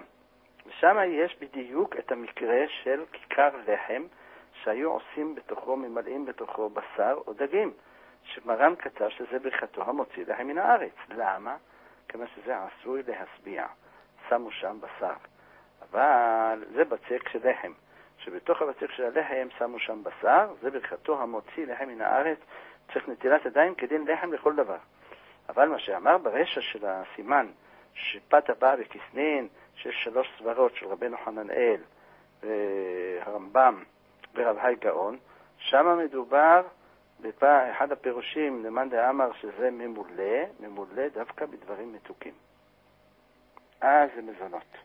עליו אחים זה לא ממולא בדברים מתוקים, אלא זה בצק של לחם, אני מדגיש, זה בצק של לחם וממולא בדברים מתוקים, אז משתנה הברכה למזונות, מהמוציא למזונות. אבל אם זה לא ממולא בדברים מתוקים, אלא ממולא בגבינה, או ממולא בשר, או ממולא בדגים, זה המוציא לחם מן הארץ. ובתנאי שאין את אחד התנאים האחרים, שהם כגון שזה כוסס, זה לא כוסס, וגם הבצק עצמו הוא בצק נטו של לחם, אבל אם הבצק יש בו שמן, או יש בו מלח, או יש בו סוכר, בבצק עצמו, או ביצים וכדומה, ששינו את טעמו, זה נהיה מזונות. גם אם יש בתוכו בשר. בורקס של יבנויות ויש בו הרבה שמן, אז זה בכל זאת מזונות. בורקס זה ברור שזה מזונות, כי בבורקס זה בצק דק, וגם יש בו הרבה שמן ומרגרינה. שאלה שנייה, רציתי לשאול את הרב, במקום העבודה מישהי ביקשה ממני שאמצא מישהו שאומר קדיש לעילוי נשמת האמא שלה. שנייה לפני שסגרתי את העסקה, בכסף, כן? שנייה לפני שסגרתי את העסקה, לקחתי אותה הצידה וחקרתי אותה, התברר שהאמא שלה לא יהודיה. עכשיו, השאלה אם אפשר לעשות משהו לעילוי נשמת של גוי של הנפטר שלו. האמא שלה לא יהודיה, והאמא של אמא שלה? כן, זאת אומרת, התחילה, סבתא לא הייתה יהודיה, התחתן עם יהודי. אבל האמא כבר לא יהודיה, גם היא לא יהודיה. הנפטרת האמא של הנפטרת גם הייתה לא יהודיה? או האמא של הנפטרת? האמא של הנפטרת גם לא יהודיה. כן, אז היא רוצה אבל שיהודים יעשו משהו לעילוי נשמת הנפטר שלה. מה אפשר לעשות? לעילוי נשמת גוי. זו שאלה שנשאלה באחרוני דורנו בגר או גיורית, שהוריהם נשארו גויים ומתו גויים, והם התגיירו. והם שואלים, באים לשאול, עכשיו מת אביהם או אמם, אם הם צריכים לעשות להם עילוי נשמה. כנ"ל יש את השאלה הזאת לגבי, משל לפעמים מצוי שיש אישה גיורית, חיה כאישה חרדית לכל דבר, או גר, שאף אחד לא יודע שהוא גר. יש לו שם של יהודי והכל. והנה מתה אמו או אביו, הגויים. עכשיו, אם הוא לא ישב שבעה, יוודע הדבר. זאת אומרת, כגון שיודעים שאביו מת או אמו מתה. חוץ לארץ, לא פה. לא ישב שבעה יוודע הדבר, להלכה אנחנו מתירים להם אפילו לשבת שבעה. היו כמה מקרים כאלה, תייעצנו גם עם גדולי הדור, פסקו, שכדי שלא יהיה ביזיונות, נותר. וגם סמכו על זה, למה הבאתי את זה כראיה? סמכו על זה שיש בזה נחת רוח, שילמדו ויגידו קדיש וכדומה, לעילוי נשמתו. יש בזה מעלה. אז כמה שיש בזה מעלה, ובפרט אם הוא עשה איתם חסד, אותו הגוי, עזר להם, סייע להם, והיה לו היה להם טובת הנאה מהם, אז אפילו שהוא גוי, יש לו חלק מסוים לעולם הבא. כך מובא בזוהר הקדוש, מפורש בזוהר הקדוש, שיש להם חלק. גם הרמב"ם פסק, שחסידי אומות העולם באים הם לעולם הבא, כך לשון הרמב"ם, הם נכנסים לעולם הבא. אז כיוון שגם הזוהר וגם הרמב"ם הסכימו שהגויים הטובים שיש בהם, יש להם מעשים טובים, הם זוכים לעולם הבא, לכן גם אלה, אז יש מקום שאפשר להתפלל לעילוי נשמתם, גם לומר קדיש, גם ללמוד לעילוי נשמתם. חזק וברוך לכבוד הרב, ואנחנו חותמים את השעה הראשונה בשאלה כתובה. אישה שמתקשה בקריאה ורוצה לברך ברכת מזון המקוצרת, כיצד ניתן להסביר לה את עניין ברכת המזון המקוצרת? יש ברכת המזון המקוצרת נתפסה בסידורים מסוימים. בסידורים שלנו היום אין את זה, כי רוב ככל הנשים כבר יודעות קרוא וכתוב ויודעות לקרוא שוטף. רק אם האישה הזו מתקשה מאוד בקריאה, אז אנחנו נתיר לה לעשות את ברכת המזון המקוצרת. חפשו את הנוסח בסידורים מסוימים, שם זה מובא. יישר כוח לכבוד הרב, ולפני שנצא להפסקה, אז נבקש מכבוד הרב לברך את מירב בת יפה כרמי, שנכנסת ברגעים האלו לחדר לידה, שיהיה לה לידה קלה. שיהיה לה לידה קלה, בתוך שאר הילדות של עמו ישראל, יושבות על המשבר, שהשם ישמע צעקתם, ותלדנה לחיים טובים ושלום בקלות ולא בצער. אמן. אז אנחנו ברשות הרב נצא להפסקה קלה ונשוב לאחר מכן. ולפני שנשמע כמה צלילים, נודיעכם, תושבי אשדוד, היום יום שלישי, י"א בשבט, התקיים כנס בבית הכנסת הטורקי ברחוב שמואל הנגיד, אזור ה' באשדוד. הכנס יחל ברצות השם בשעה 8:30, בהשתתפות ובמעמד מורנו ורבנו מזכה הרבים, הרב הגאון הרב בן ציון מוצפי שליטה. תושבי אשדוד, אתם מוזמנים הערב יום שלישי, י"א בשבט, לבית הכנסת הטורקי ברחוב שמואל הנגיד, אזור ה' באשדוד. ובמוצאי שבת קודש הקרובה, פרשת בשלח, יתקיים כנס בבאר שבע בבית הכנסת יונתן בן עוזיאל ברחוב מוריה 13. הכנס יחל בעזרת השם בשעה 8:30 במעמד מורנו ורבנו הרב הגאון הרב בן ציון מוצפי שליטה. תושבי באר שבע והסביבה מוזמנים, מוצאי שבת קודש הקרובה, פרשת בשלח, בית הכנסת יונתן בן עוזיאל, רחוב מוריה 13, באר שבע. המעוניינים לרכוש את קמי המנורה בברכתו של הרב מוזמנים להתקשר בכל בוקר אחרי 10:30 ל-02-500-1166 500-2232.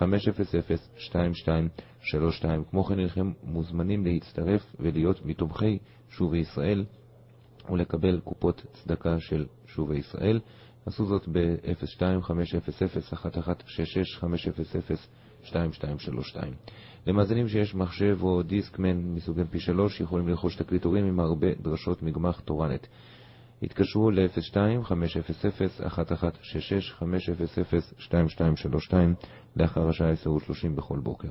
אתם מאזינים לתוכניתנו שאלות ותשובות עם הגאון הרב בן ציון מוצפי שליטה בתחנת האינטרנט החרדית שובי ישראל, בכתובת shuva-israel.co.il. אנו נשמע כמה צלילים, נשוב מכן לאחר מכן לשעה שנייה שאלות ותשובות. תישארו עמנו, האזנה מועילה.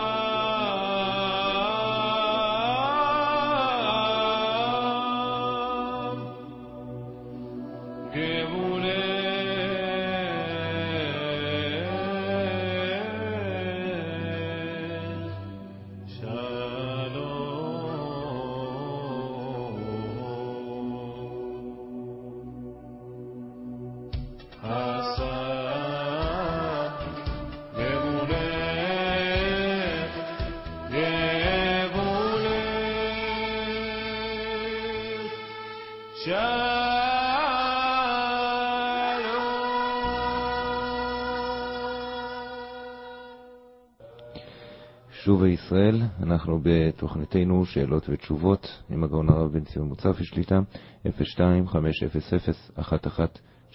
אתם מוזמנים להתקשר ולהפנות את שאלותיכם. כבוד הרב? כן. כן, אז אנחנו שווים לשעה שנייה ואנחנו פותחים בשאלה כתובה. נער שימלאו לו 13 שנה בט"ז סיוון שיוצא ביום שבת, מתי חל עליו חיוב תפילין, לפני או אחרי השבת? תפילין אחרי שבת, אבל אנחנו אף פעם לא אומרים לעשות תפילין דווקא סמוך לבר מצווה, אלא לפחות חודש ואפילו 6 חודשים מראש יניח תפילין, כדי שיתרגל בהנחתם, ולא יבוא ישר למצב שסמוך לבר מצווה או באותו יום יניח לראשונה את התפילין. מפני שידוע שיש מחלוקת הפוסקים מה נקרא ככפתא דלא מנח תפילה, מה שמוזכר במסכת ראש השנה, גולגולת שלא נחה עליו תפילין. הכוונה מעולם לא, או אפילו יום אחד לא. יש 2 שיטות בראשונים בזה. שיטה שאומרת, אפילו יום אחד לא יניח, זאת אומרת במזיד, זה נקרא ככפתא דלא מנח תפילה, אז יש לו בעיה. עכשיו יוצא הילד הזה שהוא פעם ראשונה מניח תפילין, עדיין הוא רזה, צנום, לא רגיל לתפילין. התפילין גם חדשות, העור שלהם חדש, הרצועות עדיין לא התרככו, לא קיבל את המקום שלהם. אז לא תמיד בזרוע נמצאים במקום הנכון, לא תמיד בראש הם נמצאים במקום הנכון. לוקח כמה ימים טובים, ואפילו שבועות וחודשים, עד שהוא מתרגל עליהם, וגם התפילין מקבלים את הצורה של הגוף שלו. ואז הן עומדות ומתיישבות עליו היטב. לכן, אם לא יניח את זה קודם, לפחות בחודש, יש חשש כבד שכשהוא ייכנס לבר מצווה, הוא לא יהיה איזה יום אחד שהתפילין לא יהיו מונחות במקום. וידוע שתפילין שלא מונחות במקומם, כאילו מונחות בכיסם. כאילו הוא לא שם אותם בכלל עליו. אז אם כן, איך יהיה ככפתא דלא מנח תפילה? לכן תמיד אנחנו נרגיל את הילד לפחות חודש מראש להניח תפילין.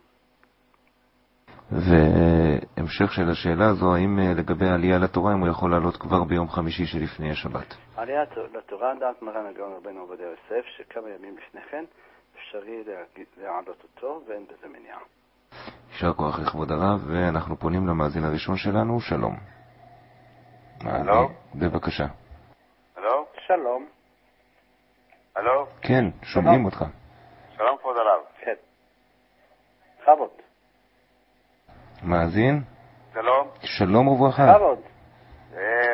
כבוד הרב, יש לי את הקמיח שלך, הייתי באחד הדרשות שלך, והוא עליי באופן קבוע, ואני רואה עליו השעות ברוך השם. רציתי לדעת לגבי שבת, הוא מדבר על המנצח בנגינות. על המנצח. תגיד, המנצח מגינות, מצופה זהב. כן, כן, כבוד הרב. זה מרבנו בכי. כן, זה של רבנו בכי, בכבוד.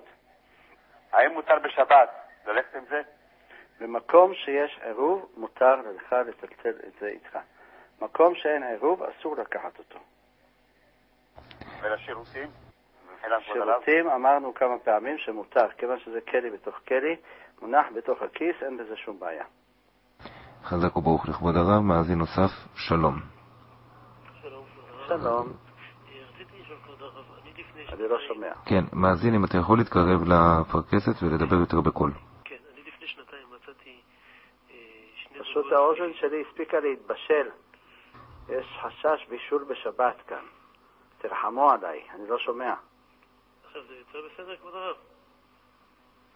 כן, מאזין? כן, אני לפני 2 מצאתי 2 זוגות תפילין. הרב שומע כעת? לא שומע כלום. אז טוב, אנחנו ננסה לשמוע ולהעביר את השאלה. בבקשה, יותר בקול. 2 זוגות תפילין לפני 2 בערך, ויצא תליתי מודעה. עכשיו, המודעה דעתה במשך הזמן, ולא באו לבקש את התפילין. השאלה, מה אני עושה איתם כרגע? כן, הרב שמע את השאלה? לא שמעתי כלום. אז כך, הוא מצא את זוג תפילין לפני שנתיים, הוא שם מודעות, ובמהלך הזמן המודעות התבלו ודהו. הוא שואל מה לעשות עם התפילין כעת. מה לעשות עם התפילין? יניח אותם אצלו, ישאיל אותם למי שאין לו, ישמור אותם, יעשה כמין גמח של תפילין, ואם פעם יבוא הבעלים, יחזיר להם את זה. יישר כוח לכבוד הרב, ואנחנו פונים מיד לעוד מאזין, בבקשה. מאזין? שלום. בבקשה. שלום, שלום. יש לי שאלה, יש לי שאלות. אחת. סליחה, מאדוני המאזין, אתה דרך רמקול וזה לא נשמע טוב. שני מלאכי השרת איתו, אחד מימינו, אחד משמאלו. בבקשה, כעת זה טוב. שלום. שלום. כבוד הרב. יש לי שאלה בקשר לקראת שמע על המיטה. כן. יש שם את המזמור שבסתר. כן. ויש שם 60 מילים, ואחרי זה בכוח 60 מילים. מה העניין של ה-60 מילים שם? מה העניין של 60 מילים? בגלל שלפני זה אתה אומר את הפסוק, הנה מיתתו של שלמה, 60 גיבורים סביב לה מגיבורי ישראל. בפסוק הזה אגב יש 20 תיבות, לכן אומרים אותו 3 פעמים שיש 60. צריך שיהיה 60 תיבות, כך כותב רבנו הארי, אינני יודע מה הסיבה, רוב ככל דבריו של רבנו הארי הם סתומים וחתומים על פי הסוד והקבלה, ואין לנו ידיעה בזה. אז הוא כותב שיש סוד ב-60 האלה, עכשיו הוא כותב 6 כפול 10, זה 6 כנגד 6 תמי המעשה, לא הבנתי כלום, וגם 6 כנפיים שיש לחיות של המרכבה למעלה. אז זה 6 כפול 10, וזה צריך לקרוא את הפסוקים האלה שיש בהם 60 תיבות, ויש לנו 3 פעמים 60. הנה מיתתו של שלמה 3 פעמים 60. ברכת כהנים זה 60 אחד השני, ויושב בסתר 60 שלישי. וכן ענה בכוח גם כן יש לנו 60. רק בברכת כהנים זה 60 אותיות. והנה מיתתו של שלמה 3 פעמים זה 60 תיבות. ויושב בסתר גם 60 תיבות. ובענה בכוח זה לא 60, אלא יש לנו שם 42 תיבות בשבעה פסוקים. ואחד הפסוקים שהוא 6, אצל אותו לילה, כופלים אותו 3 פעמים. למשל הלילה, אמרנו, נא גיבור דרשי יחודיך כרבת שומרים, שזה 6. 6 כפול 3, זה גם כן 18. עם ה-42 שהיה לי מקודם, סך הכל 60. אז לכן זה הכל סוד של 60 תיבות, כך כתב רבנו הארי בשער הכוונות, וכך נהגו אחריו כל העדות והקהילות. חזק וברוך לכבוד הרב, מאזין נוסף איתנו, שלום. שלום כבוד הרב. שלום וברכה רבה. רציתי לשאול את כבוד הרב שאלה, פשוט קיבלתי ארגז מוצרים, הכל שם בהכשר הבדת, ובתוכם שקית של 2 עופות שם, ואין עליהם שום השגחה, שום דבר. פשוט, ואני, לפי מה שראיתי, אין שם גם בדיקה של צומת הגידים. מה כבוד הרב מציע לי לעשות עם זה? תראה, צומת הגידים לא כל כך מדאיג אותי, כמו שמדאיג אותי בדיקת הריאות. והיום בדת שלא בודק צומת הגידים, לצערנו זה הפך להיות אופנה, זה אומר שגם את הבריאות לא עשו בדיקה כמו שצריך. ועכשיו בחורף מצוי הרבה מכשולים בעופות, בריאות שלהם. עיקר הצרה של העופות, הרבה לא יודעים, זה הסכינים עצמם. כלומר, מי אלה השוחטים, מי אלה בודקי הסכינים, ומי הוא מעמיד הסכינים. ואם יש שם רב שמקפיד שמדי כמה דקות, מדי כל מספר מסוים של עופות, לבדוק את הסכינים או להחליף אותם, כדי שלא יבואו לידי מכשול.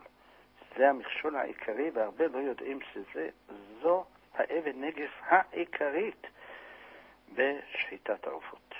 לכן בדעת שאין שם סדר בנושא הזה, בעיה גדולה לאכול את העופות שלו. 2, הבעיה הכי רצינית שיש לנו היום, המצויה ביותר, זה בעיות בריאות. אלה 2 הבעיות, השאר אלה בעיות שהייתי שם אותם בדרגה 2. צומת הגידים והמלאכה ובוקה דאטמה וכל יתר הדברים, אלה דברים שהם מבחינה הלכתית לא מעכבים, אולי לכתחילה צריך, אבל בדיעבד ודאי שלא. אבל כאן בריאות, היום במצב שלנו, אפילו בדיעבד כמעט אי אפשר להכשיר, גם בסכינים, כיוון שאין כאן חזקה. אי אפשר לומר חזקה. מי שביקר פעם או פעמיים במשחטה יודע שהבעיות מצויות, וכאן אי אפשר לסמוך על חזקה. עכשיו, לכן העופות האלה אני מציע שתפנה לאותו חברה או לאותו ארגון ששלחו לך את העופות, תברר מה מקורם של העופות האלה, ואם זה לא בדת טוב, אם זה לא הכשר של השגחה והקפדה, אל תאכל אותם. תשלח אותם למשפחה ענייה שהם לא מדקדקים כל כך במצוות, ואתה אל תאכל את זה. חזק וברוך לכבוד הרב. מה זה נוסף איתנו? שלום. שלום כבוד הרב. שלום, שלום. ארז בלי קטיף. רציתי לשאול על ט"ו בשבט, ליל שבת. אם כדאי אחרי ברכת המזון, לפני ברכת המזון. מה? האם הברכות בתוך הסעודה או אחרי הסעודה? בוא אני אסביר לך מה טוב לעשות. כיוון ששבת אנחנו צריכים להשלים אותו במאה ברכות, והגמרא אומרת שחסרים לנו קרוב ל-20 ברכות, ומה ישלים אותם? אמרה הגמרא במגדנות ובפירות. לכן במיני בסמים, לכן מביאים מיני בסמים, מביאים גם מיני פירות. עכשיו מה עושים עם הפירות? אני אגיד לך מה היה המנהג של מור אבי, ששמע אותו מהבן איש חי עליו השלום. שכל עונה, מביאים בעונה הזאת את הפירות. אתה שואל אותי כעת לט"ו בשבט, אני אענה קודם על שבת רגילה, ואחר כך ניכנס לט"ו בשבט. שכל עונה בעונה הרגילה מביאים פירות העונה, שהם העץ האדמה, ברכים אותם בתוך הסעודה. אז בוא נגיד שכעת בחורף אז יש תפוזים, פטוטים או בננות או כל דבר אחר שברכתו האדמה, ואחר הסעודה מברכים ברכת המזון, אז עוד פעם כעת מחדש, אז מביאים כעת פירות יבשים, מברכים עליהם העץ והאדמה. שנה שחל ט"ו בשבט בשבת, אז באמת השאלה נשאלת מתי לאכול את הפירות של ט"ו בשבט. אז לעניות דעתי, אם מביאים הרבה פירות, וזה כמות ורוצים שהכל יהיה מסודר ומאורגן, ולאישה יותר קל ככה שיהיה מאורגן והשולחן יהיה פנוי, אז תלוי לפי המצב, מספר המוזמנים והמסובים וכמה כמות שמביאים. אם זו כמות גדולה, בפרט מסובים רבים, אז הטוב יותר לסיים את הסעודה מה שיותר מהר, עם שירה כמובן ודברי תורה כמו כל שבת, אבל קצת לקצר, לברך העץ האדמה על פירות העונה כדי להשלים מהברכות, לברך את ברכת המזון, ואחרי ברכת המזון לפנות את כל השולחן ואפילו לשים מפה חדשה נקייה, לשים שם את כל הצלחות ואת כל פירות ט"ו בשבט, לשבת ולקרוא את הסדר של לימוד של ט"ו בשבט, מה שיכולים, זהר פה, זהר שם, ובסוף יעשו ברכה אחרונה, אז גם יאכלו מזונות בינתיים, שצריכו לברך על המחיה, וגם בטח יאכלו משבעת המינים, אז יכללו בתוך הברכה את על העץ ועל פרי העץ, וכן על זה הדרך יאכלו גם שאר מיני דברים, וגם ישתו מעט יין, כמו שיש מנהג, ואם ישתו רביעית, אז יוכלו לברך גם ברכה אחרונה על היין, וכל הדברים האלה, אז יעשו כך, אז ככה ירוויחו גם כן ברכות. בתוך הסעודה יביאו מין אחד של העץ ומין אחד של האדמה. אחרי הסעודה, יביאו עוד פעם פירות חדשים, יביאו אותם מחדש, ויברכו עוד פעם מחדש, כולם. יברכו גם העץ, גם האדמה, ואם יש פירות שברכתם שהחיינו, יברכו עליהם שהחיינו, ובזה יצאו ידי חובה. אז הכל תלוי, אם זה זוג לבד, זה לא מפריע להם, אז בתוך הסעודה יכולים להביא את כל הפירות, או אפילו זוג עם שני ילדים, אז זה לא סיפור מי יודע מה, או שאין להם הרבה פירות, הביאו רק 7 המינים, אז בתוך הסעודה יעשו את כל זה, אין בעיה. אבל אם הם רוצים לעשות מזה יותר סדר, ואולי יש להם גם מוזמנים אחרים, וקרובים אחרים שבאים עליהם, אחר כך, ורוצים לעשות את זה אחרי הסעודה, יעשו אחרי הסעודה. חזק וברוך לכבוד הרב, ואנחנו עם שאלה כתובה. אישה מבוגרת שאינה יודעת לקרוא, מתפללת בבוקר במילים שלה ומזכירה את שם השם ליד כל מזוזה. האם היא עושה נכון? עושה נכון, ואין לנו להתערב במעשיה, ולא נעיר לה שום הערה. כבר כתב ספר חסידים, שאדרבה, תפילת התמימים היא התפילה האמיתית, והיא התפילה הטהורה שעולה לשמיים. גם הגאון רבנו יוסף חיים בספריו כתב על זה באורך גדול. שם בספר חסידים מובא מעשה מזעזע, שאיזה רועה אחד היה רועה צאן, ועבר איזה חסיד אחד בדרך, וראה את הרועה פתאום לפנות ערב עומד להתפלל. ומה אמר? אמר לקדוש ברוך הוא, ריבונו של עולם, מבקש ממך שתרחם עליי. אני לכולם רואה את הצאן בשכר, לוקח על כל ראש, נגיד גרוש ליום. אתה, אם תתן לי צאן לשמור, אני אשמור לך בחינם. גער באותו חכם. אומר לו, איך אתה מדבר כך עם הקדוש ברוך הוא? זה לא חבר שלך שאתה מדבר איתו, עושה איתו עסקים, אתה עושה לו הנחה במחירת סוף העונה, מה אתה עושה? אמר לו, לא ידעתי. אמר לו, אסור לדבר ככה. אמר, אז מה צריך לעשות? צריך להתפלל. אמר לו, אני אלמד לך איך להתפלל. לימד אותו איזו תפילה קצרה, וחזר עליה. באותו לילה שהחסיד הזה הלך לישון, באו אליו בחלום ואמרו לו, מהר תכתוב צוואה שהוא הולך למות. אמר, למה? אמרו לו, אתה מנעת מהרועה הזה להתפלל. אמר, ולא היה מתפלל נכון. אמר, מה איזה העסק שלך? אומר, לימדתי אותו תפילה אחרת. אמרו לו, זו תפילה אחרת, הוא שכח. אז לא מתפלל לא זה ולא זה. חזר אצל הרועה ואמר לו, בוא הנה. למחרת רץ מהר אליו בחזרה. ואתה התפללת? אומר, לא, אמרת לי, אסור להתפלל. אמר לו, לא תתפלל. אמר לו, לא, אמר לו, תתפלל, לא רוצה למות. תתפלל אתה. אז מכאן למדנו שאפילו תפילה של אדם תמים, אפילו אם עושה איזה דברים שהם נראים לנו לא במקום, לנו זה נראה ככה, לקדוש ברוך הוא זה מתקבל. כבר כתב רבנו יוסף חיים שמעשה היה באיזה אחד שהייתה תקופה שלא עליכם, לא עלינו. היה מחלה לנשים, בפרט בשעת הלידה, נכנסות לסכנה. ועמד אחד להתפלל, עם הארץ אחד, במקום לומר מברך השנים, אמר מברך הנשים. פסקה המגפה מעל אנשים. אז אפילו טעה בלשונו ואמר דברים, שיבש את הברכה. לא שאנחנו לכתחילה נגיד לו שכן, ודאי. כתוב בגמרא, מי דפתי ודגלו עלי אהבה, אל תקרא ודגלו, אלא ודילוגו. שאדם שמתפלל וטועה, הוא תמים, הוא עם הארץ, מסכן, לא למד, זה מה שהוא יודע, הקדוש ברוך הוא אוהב אותו. ודילוגו עלי אהבה. אפילו שהוא לא מתפלל כהוגן. לכן אלה התמימים, הנשים התמימות שהיו נהגות להתפלל, ובזכותם אנחנו חיים וקיימים. חלילה לנו לזלזל בהם או לשנות את מנהגיהם. נשאיר אותם במנהגם. חזק וברוך כבוד הרב, אנחנו עם עוד מאזין, בבקשה. שלום לך כבוד הרב. שלום, שלום. רציתי לשאול בבקשה, לגבי תפילה על בבל הרשעה, ברוך השם, כיוון שאנחנו זכינו לראות היום במפלת בבל הרשעה, ונאמר נכתב במסכת ברכות פרק 9, היא עוד לא נפלה, אל תספיד אותה כל כך מהר. חבל שלא. אל תספיד אותה כל כך מהר. אז עדיין אין אפשרות לומר את הברכה המיוחדת? איזה ברכה? שנאמרה עליה? זה, שם נאמר משהו אחר, זה אומרים אותה, למה לא? כשהולכים לבבל, היא נקראת בלשון הגויים שם בבל. מורבי עליו השלום סיפר לי שכשהיה בחור, הוא יליד בגדד, אז הוא נסע פעם, מהלך יומיים מבגדד, נסע לשם, וראה את המקום של מגדל בבל, ואמר את מה שמוזכר שם בגמרא. אז אם כן, זה מדובר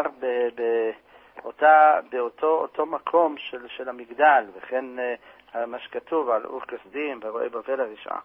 אבל זה לא מה שקורה עכשיו, זה צריך לראות, ללכת לשם ולראות.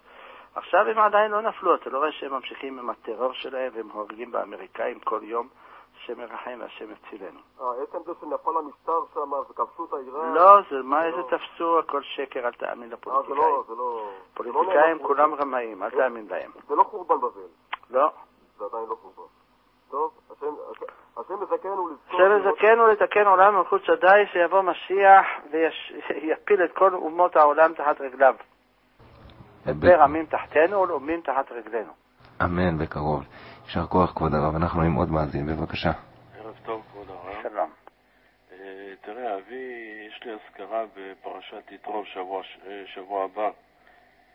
כן. אז רציתי לדעת, קודם כל יש לי חיוב כל השבוע להגיד קדיש. הזכרה של שנה ראשונה או? לא, של שנה שמינית.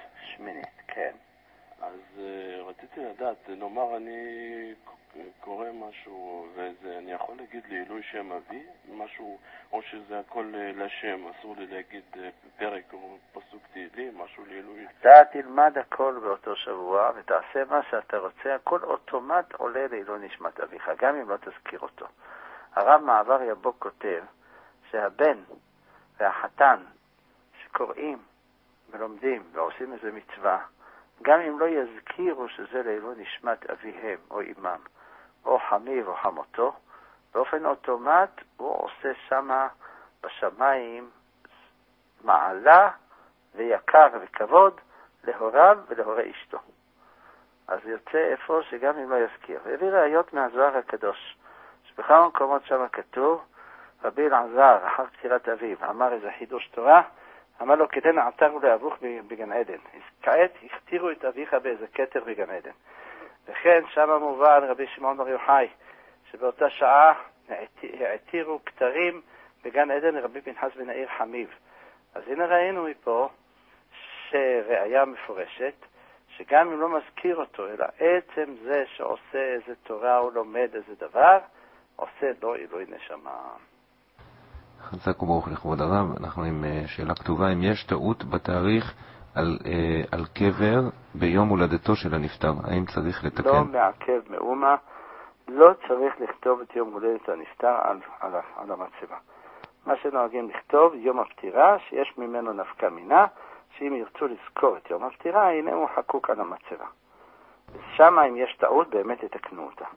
יום הפטירה בלבד, אבל יום הלידה זה לא משנה, לא מעלה ולא מוריד. חזק וברוך כבוד הרב. עוד מאזין איתנו, בבקשה. שלום עליכם כבוד שלום הרב. וברכה. יש לנו שתי שאלות בבקשה.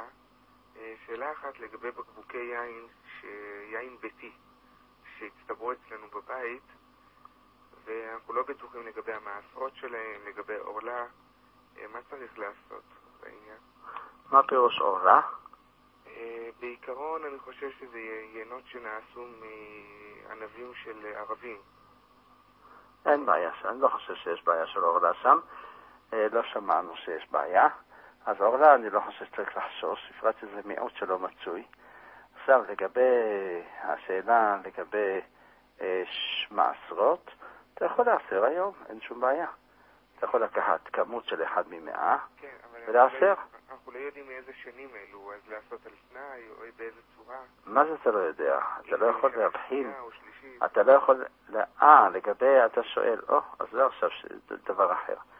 לגבי אדם שלא יודע את הפירות האלה, או המיצים, כמו שאמרת, מאיזה שנת מעשר זאת, שנה של מעשר שני או מעשר עני, לפי ההלכה הוא אומר ככה, אם חייבים הפירות האלה במעשר שני, במעשר עני בדרומו, ואם חייבים במעשר שני, מעשר שני בדרומו, ככה הוא יגיד. והוא וחומשו שהוסיף עליו, יום החולדים על מטבע שיחדתי עבור בדיון מעשר שני. ואז זה יוצא ידי חובה. ולגבי המעשר אני צריך לתת, או שזה... זה ודאי, תבל ודאי, או שזה דמי. אני מבין שזה דמי. זה דמי, כן. זה דמי, לא צריך לתת.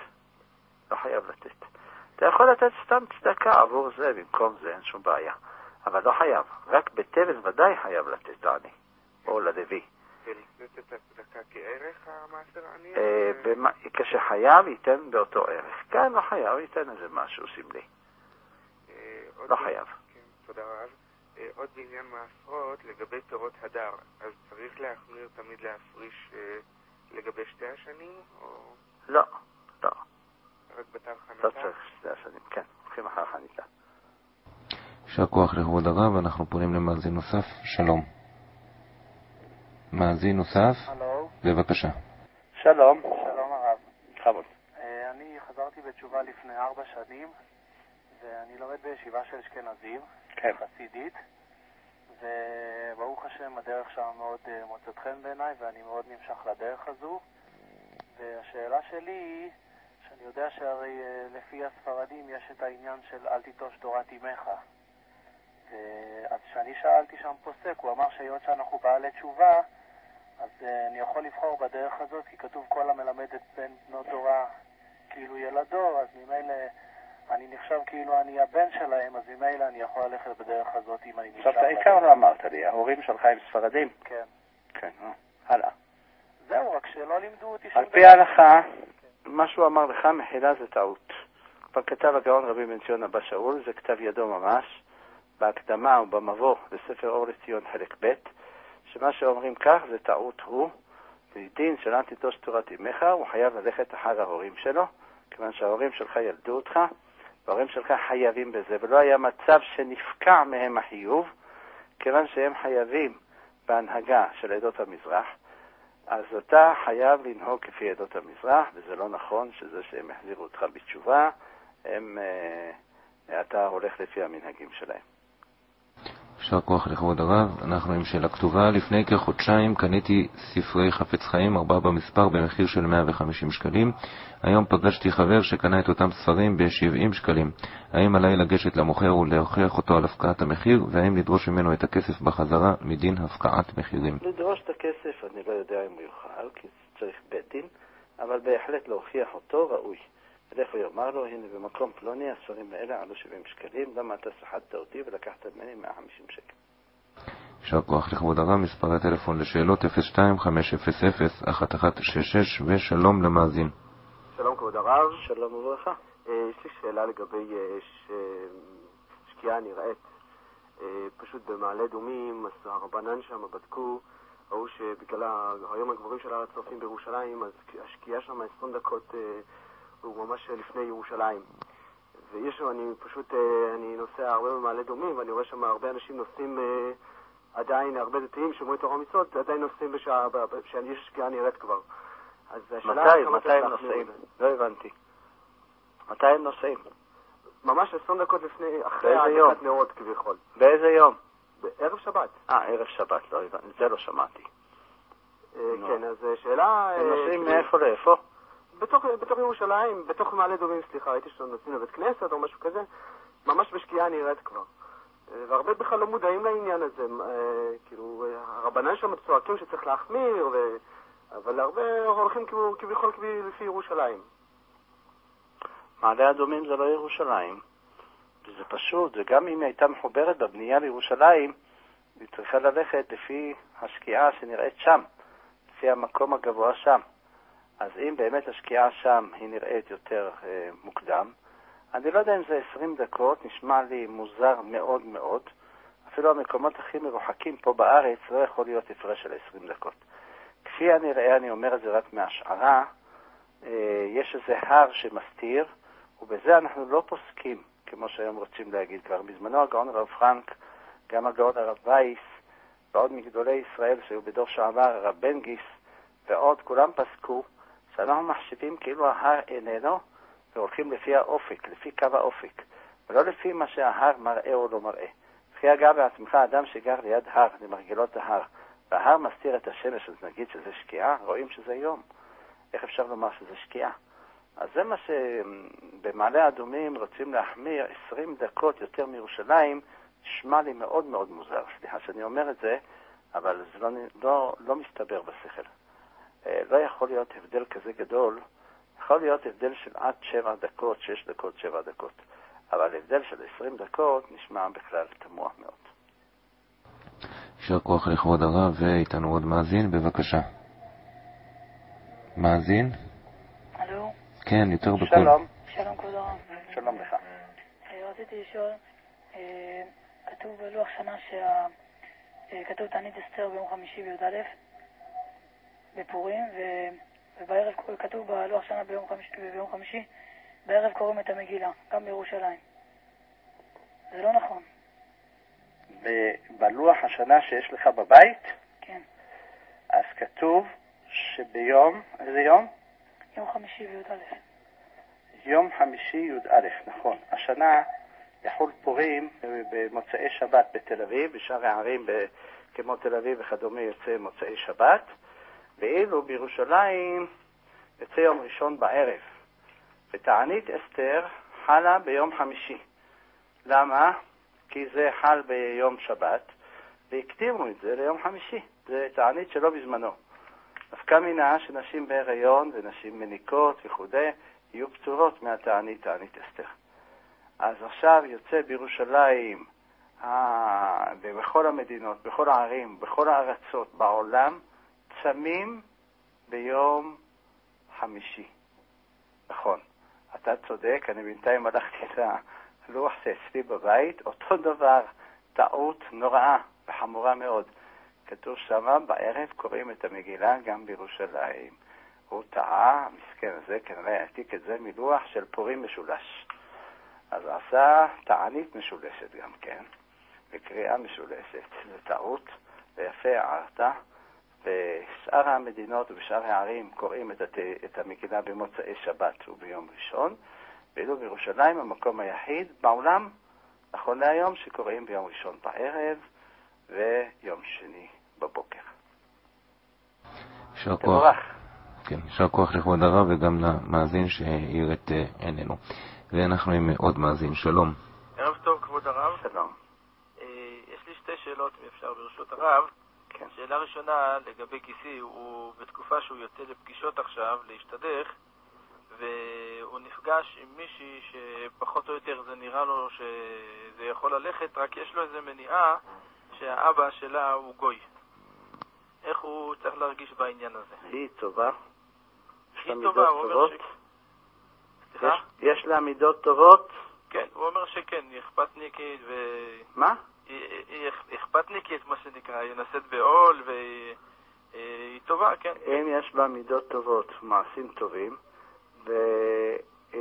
והיא בסדר, אין שום מניעה מזה שאבי הגוי, מה יעשה מה שאבי הגוי? הוא לא צריך להרגיש הרגשות... הוא כהן או לוי? הוא לוי. הוא לוי. הוא לוי, והוא נושא בת של גוי. טוב, צריך לעיין בזה, צריך לשאול, לראות מה עושים. דווקא בגלל הייחוס של הלוי. כן, בגלל הייחוס. מה שיש לו ייחוס, אז זה קצת כדאי לעיין בזה. בסדר. צריך לבדוק את הנושא. בכל אופן לא לעיין, כמו שלבדוק מה בדיוק קרה שם עם האבא, מה קורה עם האמא. האמא היא... לא, אל תיכנס לפרטים, אני מבקש. דברים כאלה לא מדברים על גלי היתר. כן, זה צריך לשאול באופן אישי, רב פוסק, וישמע את כל הפרטים ויפסוק לו. כיוון שהוא לוי, יש כאן שאלה. כן, מה השאלה השנייה? השאלה השנייה, כבוד הרב, זה כבר לגביי.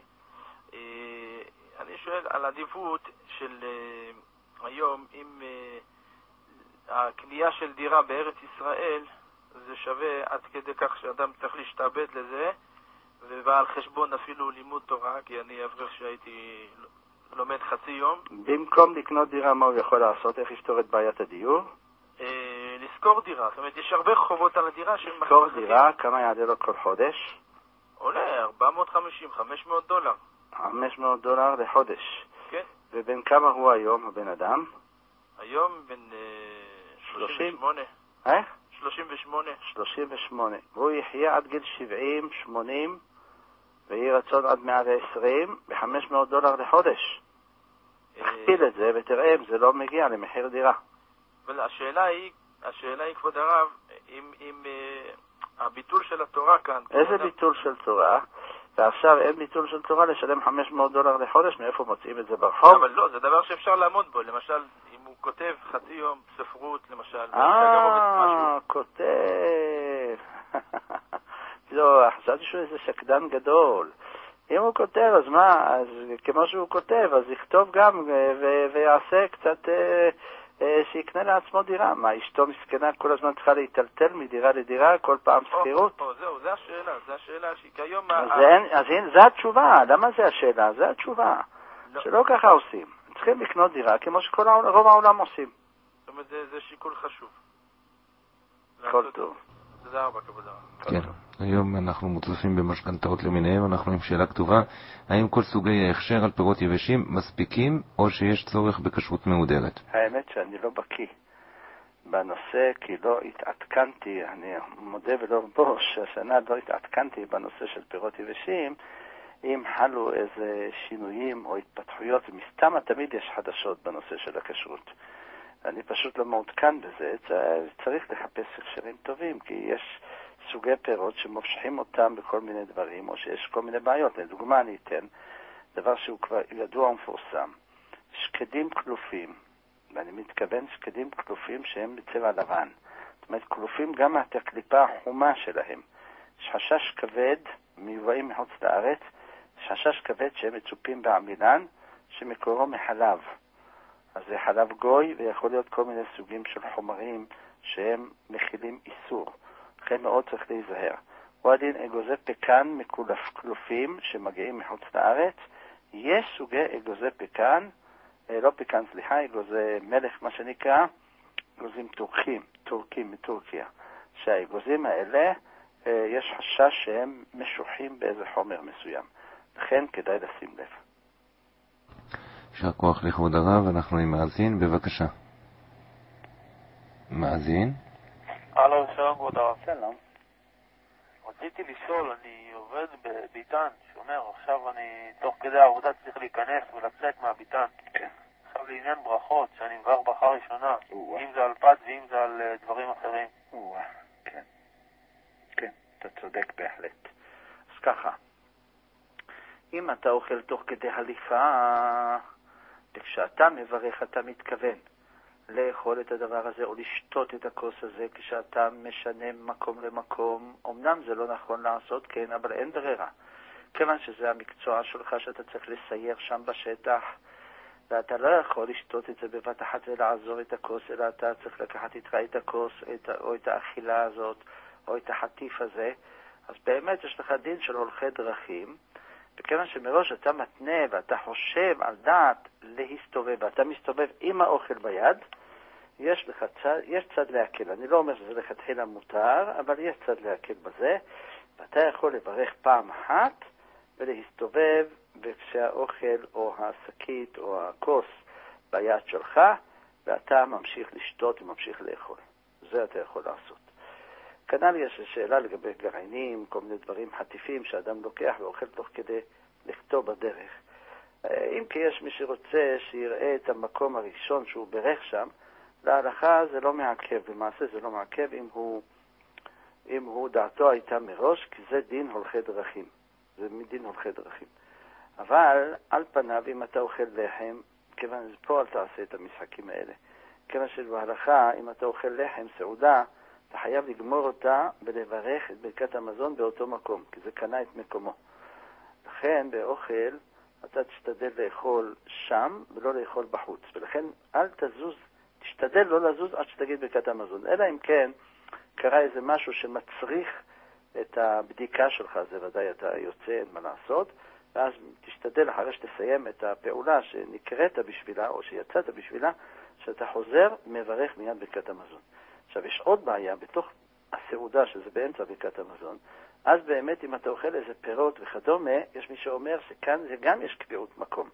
כיוון שזה דין של קביעות, אז אתה צמוד למקום שלך, ואז יש לך בעיה לצאת באמצע. אז לכן כשלאכול לחם תמיד לעשות את זה בשעה שאתה יודע שיש לך איזה 10 דקות או רבע שעה פנאי, מספיק זמן שאתה תסיים את האוכל וברכת פלוס ברכת המזון, ואז תוכל אחר כך לצאת שוב. אז יוצא לסיכום שלכתחילה אל תצא ותיכנס, רק אם אתה צריך למשל לסייר במשך זמן ממושך שם. אתה לא יכול להיות ללא שתייה צמודה או ללא אוכל צמוד או איזה משהו, כיוון שזה גם שומר על ערנות, זה קצת מרענן את החושים, מחדד אותם, לפעמים זה כן, לפעמים זה לא, אני לא יודע, אבל זה מסייע קצת ושומר על הערנות. אז אתה מותר לך לעשות ככה, וזה יהיה ביד שלך או בכיסך, נמצא איתך כל הזמן. חזק וברוך כבוד הרב, מאזין נוסף איתנו, שלום. שלום לכם כבוד הרב. כן, שלום. רציתי לשאול את הרב, קנינו ברוך השם דירה לא מזמן, שהיא עכשיו נמצאת בבנייה. ועכשיו הגיע השלב שמתקינים את הארונות מטבח. עכשיו את הארונות לא מתקין הקבלן עצמו, אלא מתקין קבלן משנה שלו. כן. מישהו שהוא הזמין אצלו את הארונות. עכשיו יש סטנדרט מסוים שהקבלן נותן, ואני מעוניין להעביר ארון מסוים אחד ממקום למקום. עכשיו אם אני מבקש מהקבלן, הוא מפנה אותי אל הקבלן שמבצע את זה. הקבלן שמבצע את זה על פעולה שהיא פעולה מבחינתו פשוטה מאוד, ולוקח סכום די גדול של כסף. השאלה אם לי מותר להיכנס לאתר בנייה בזמן שהפועלים לא עובדים ולעשות את הפעולה הזאת לעצמי. מה יש בזה? איזה איסור יש? סליחה? איזה בעיה יש אם תיכנס? מצד שכאילו הקבלן עצמו הראשי לא מאשר שאני אעשה שום פעולה לפני שהוא מסר לי את הדירה. מה פתאום? הוא לא הבעלים שלך. זה חוצפה מצידו. אתה משלם כסף, אתה מפרנס אותו, אתה לקוח שלו, אתה מעסיק אותו, והוא נהיה אדון שלך. מה זאת אומרת? זה סחטנות לשמה. אתה רשאי להיכנס אותה שהוא לא נמצא, להעביר את הארון ממקום למקום, ואף אחד לא יגיד כלום. בלי לידע אותו אפילו. לא, אתה לא חייב לידע אותו. זה חוצפה מצידו, שהוא מתנה לך תנאים כאלה. מותר לך לעשות את זה, וכגון דא כופין על מידת סדום, זה גמרא מפורשת. זה נהנה וזה אינו חסר. שום נזק לא קורה לו מזה. ואתה לך זה הנאה, כי אתה צריך את הארון במקום הזה ולא במקום ההוא. ואתה משלם מיטב כספך.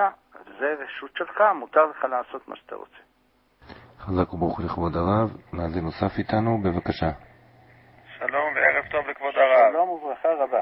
רציתי לדעת מה דעתו של הרב בנושא לימוד גמרא ומשנה בבתי ספר של הבנות?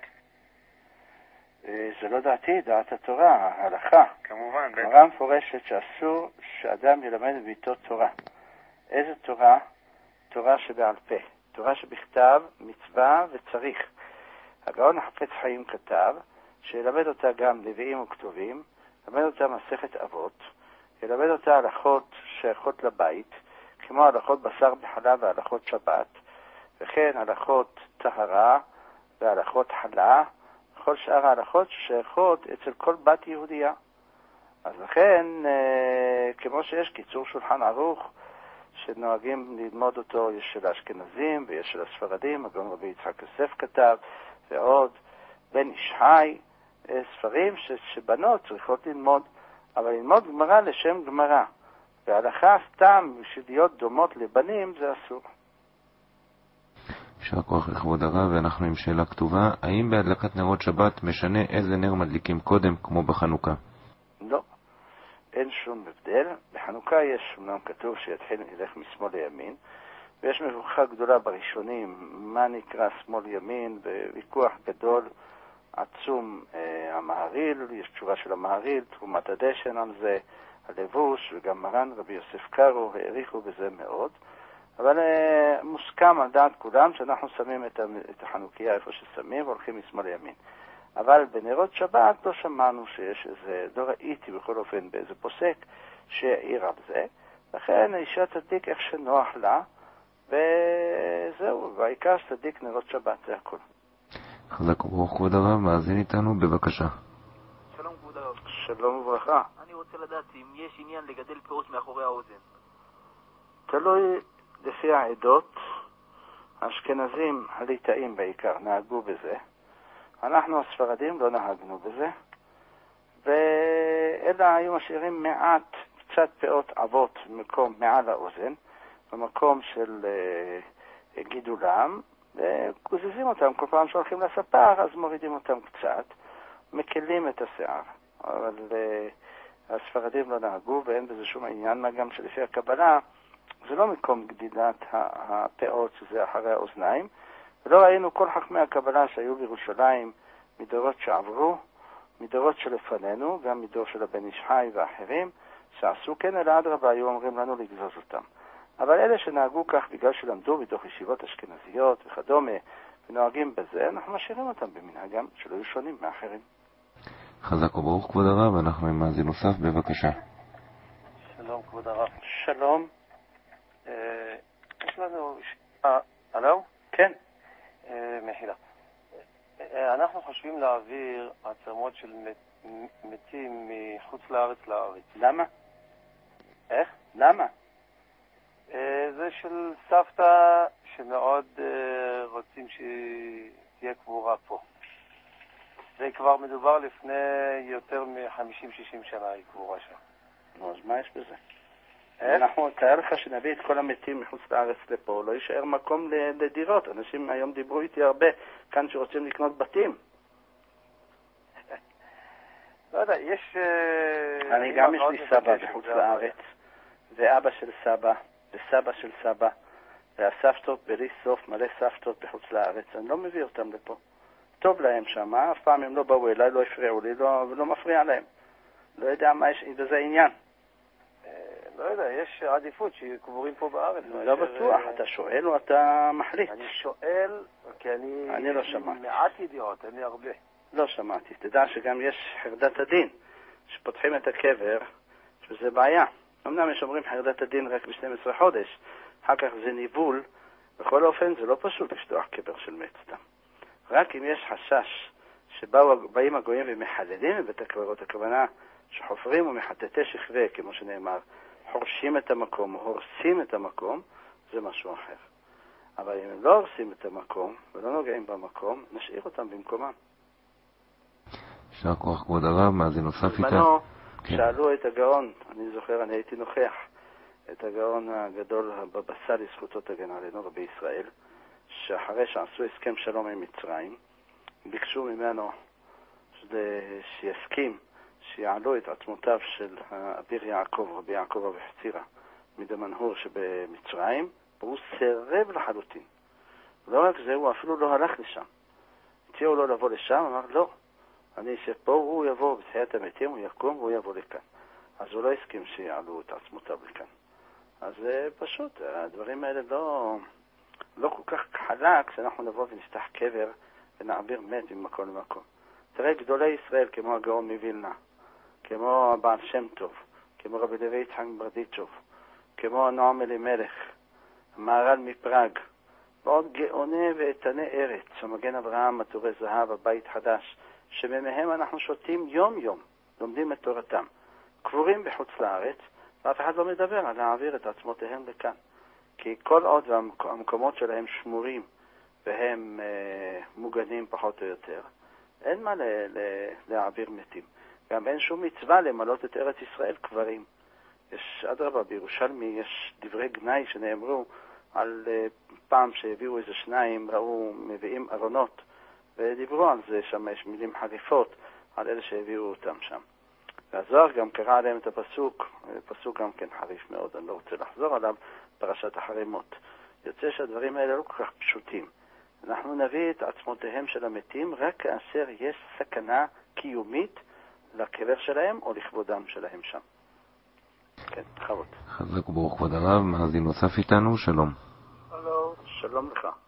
ערב טוב הרב, רציתי לשאול שאלה, למה בברכות השחר מברכים שלא עשני גוי ולא מברכים שעשני יהודי?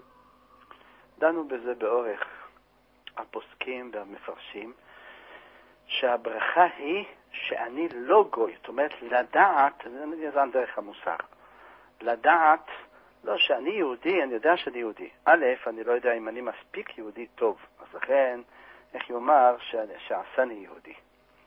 ב', אני מברך שלא עשני גוי, הכוונה, אני שולל את זה שאני חס ושלום הייתי חלילה גוי, אין לך דבר מכה וצער ודבר גנאי, דבר חמור כמו אחד שהוא לא יכול לקיים מצוות, לא יכול להתפלל לקדוש ברוך הוא, ולא יכול להיות נכלל בתוך כללות עם ישראל. לכן אמר את זה בלשון שלילה, שלא עשני גוי. אז זה מכן שלא עשני עבד, שלא עשני אישה וכדומה. ויש בזה עוד אריכות גדולה, תעיין בפוסקים שם על הלכות ברכות השחר, העריכו בזה. חזק וברוך לכבוד הרב, מאזין נוסף איתנו, בבקשה. שלום לכבוד הרב. שלום. רציתי לשאול שתי שאלות בבקשה. אחד, לגבי שבת, בסיום הארוחה, כשנשאר אוכל בצלחות, נגד הילדים השאירים, או פרוסות לחם על השולחן, איך אפשר לפנות בלי להיכנס לבעיה של בורר? בהחלט יש כאן בעיה, לכן צריך להיות למנוע את הבעיה לפני שתיווצר, לפני כן. לכן מה שאנחנו עושים, קודם כל, את הלחם שמים בקערה אחת מרכזית. ואנחנו לא מניחים בפני הילדים ולפני המשובים, אלא רק כמות שאני יודע שהם יגמרו אותה ודאית. אחרי שיסיימו אותה וירצו עוד, ייקחו עוד חתיכה קטנה. ובשום אופן לא ייקחו את הלחם חתיכות גדולות וישאירו אחר כך. ואם רואים שעושים את זה שבת אחת או בסעודה אחת, בסעודה השנייה לא חוזרים על הטעות הזאת. כי לא עושים טעות פעמיים. לגבי אוכל גם כן, הטוב ביותר, לשים לפני, בעיקר לפני הילדים, מנות קטנות. אחר כך לשים אוכל בקערה אחת מרכזית, שמי שירצה תוספת ייקח מהקערה המרכזית. ואז אני בטוח שאת מה שיש הם יגמרו. שמים להם אפילו חצי מנה או רבע מנה, אחר כך מה שירצו מדי פעם מוסיפים להם. שלא יבואו לידי ברירה, כי אחרת מעמיס את הצלחת ואחר כך נשאר, אז או שהולך לאיבוד, או שאחר כך באים לידי בעיה של ברירה. בכל אופן, אם נוצר מצב שאחרי שסיימנו את הארוחה, יש איזה מנות או חתיכות מנות שנשארו מפוזרים בצלחות, מותר לרכז את כולם לתוך צלחת אחת או קערה אחת ולהכניס את זה לתוך המקרר שלא יתקלקלו. ואין בזה לא יעשה לא בורר ולא שום דבר. ולרכז את כולם בצלחת אחת, יכניס את זה למקרר. גם אם זה גושים נפרדים והם לא מעורבים, כגון נגיד שיש אורז והאורז לא נגעו בו, ויש תפוחי אדמה גם כן שלמים שלא נגעו בהם, כנגד זה יש בשר, הוא רוצה לשים את כל הבשר בקערה אחת, כל האורז בקערה אחת, יש צד להקל בזה. אני יודע שיש מחמירים, להלכה ייקח את החתיכות בשר כולם, יאסוף מכל הצלחות, כי זה לא נקרא בורר פסולת מתוך אוכל, אלא להפך הוא בורר אוכל מתוך אוכל. הוא אוסף את כל החתיכות בשר, כי הוא רוצה לשמור אותם למחר או למחרתיים, מותר. אין לזה שום איסור להכניס למקרר את האוכל שלא יתקלקל בשבת. ואז אני אוסף אותם, כי אני רוצה לפנות את הצלחות, בפרט שאני צריך את הצלחות למחרת. מדובר פה, ואני צריך את הצלחות לסעודה שלישית. אחרי סעודה שלישית, הנה חינמי, ישאיר את זה כמו שהם. אבל לפני סעודה שלישית מותר.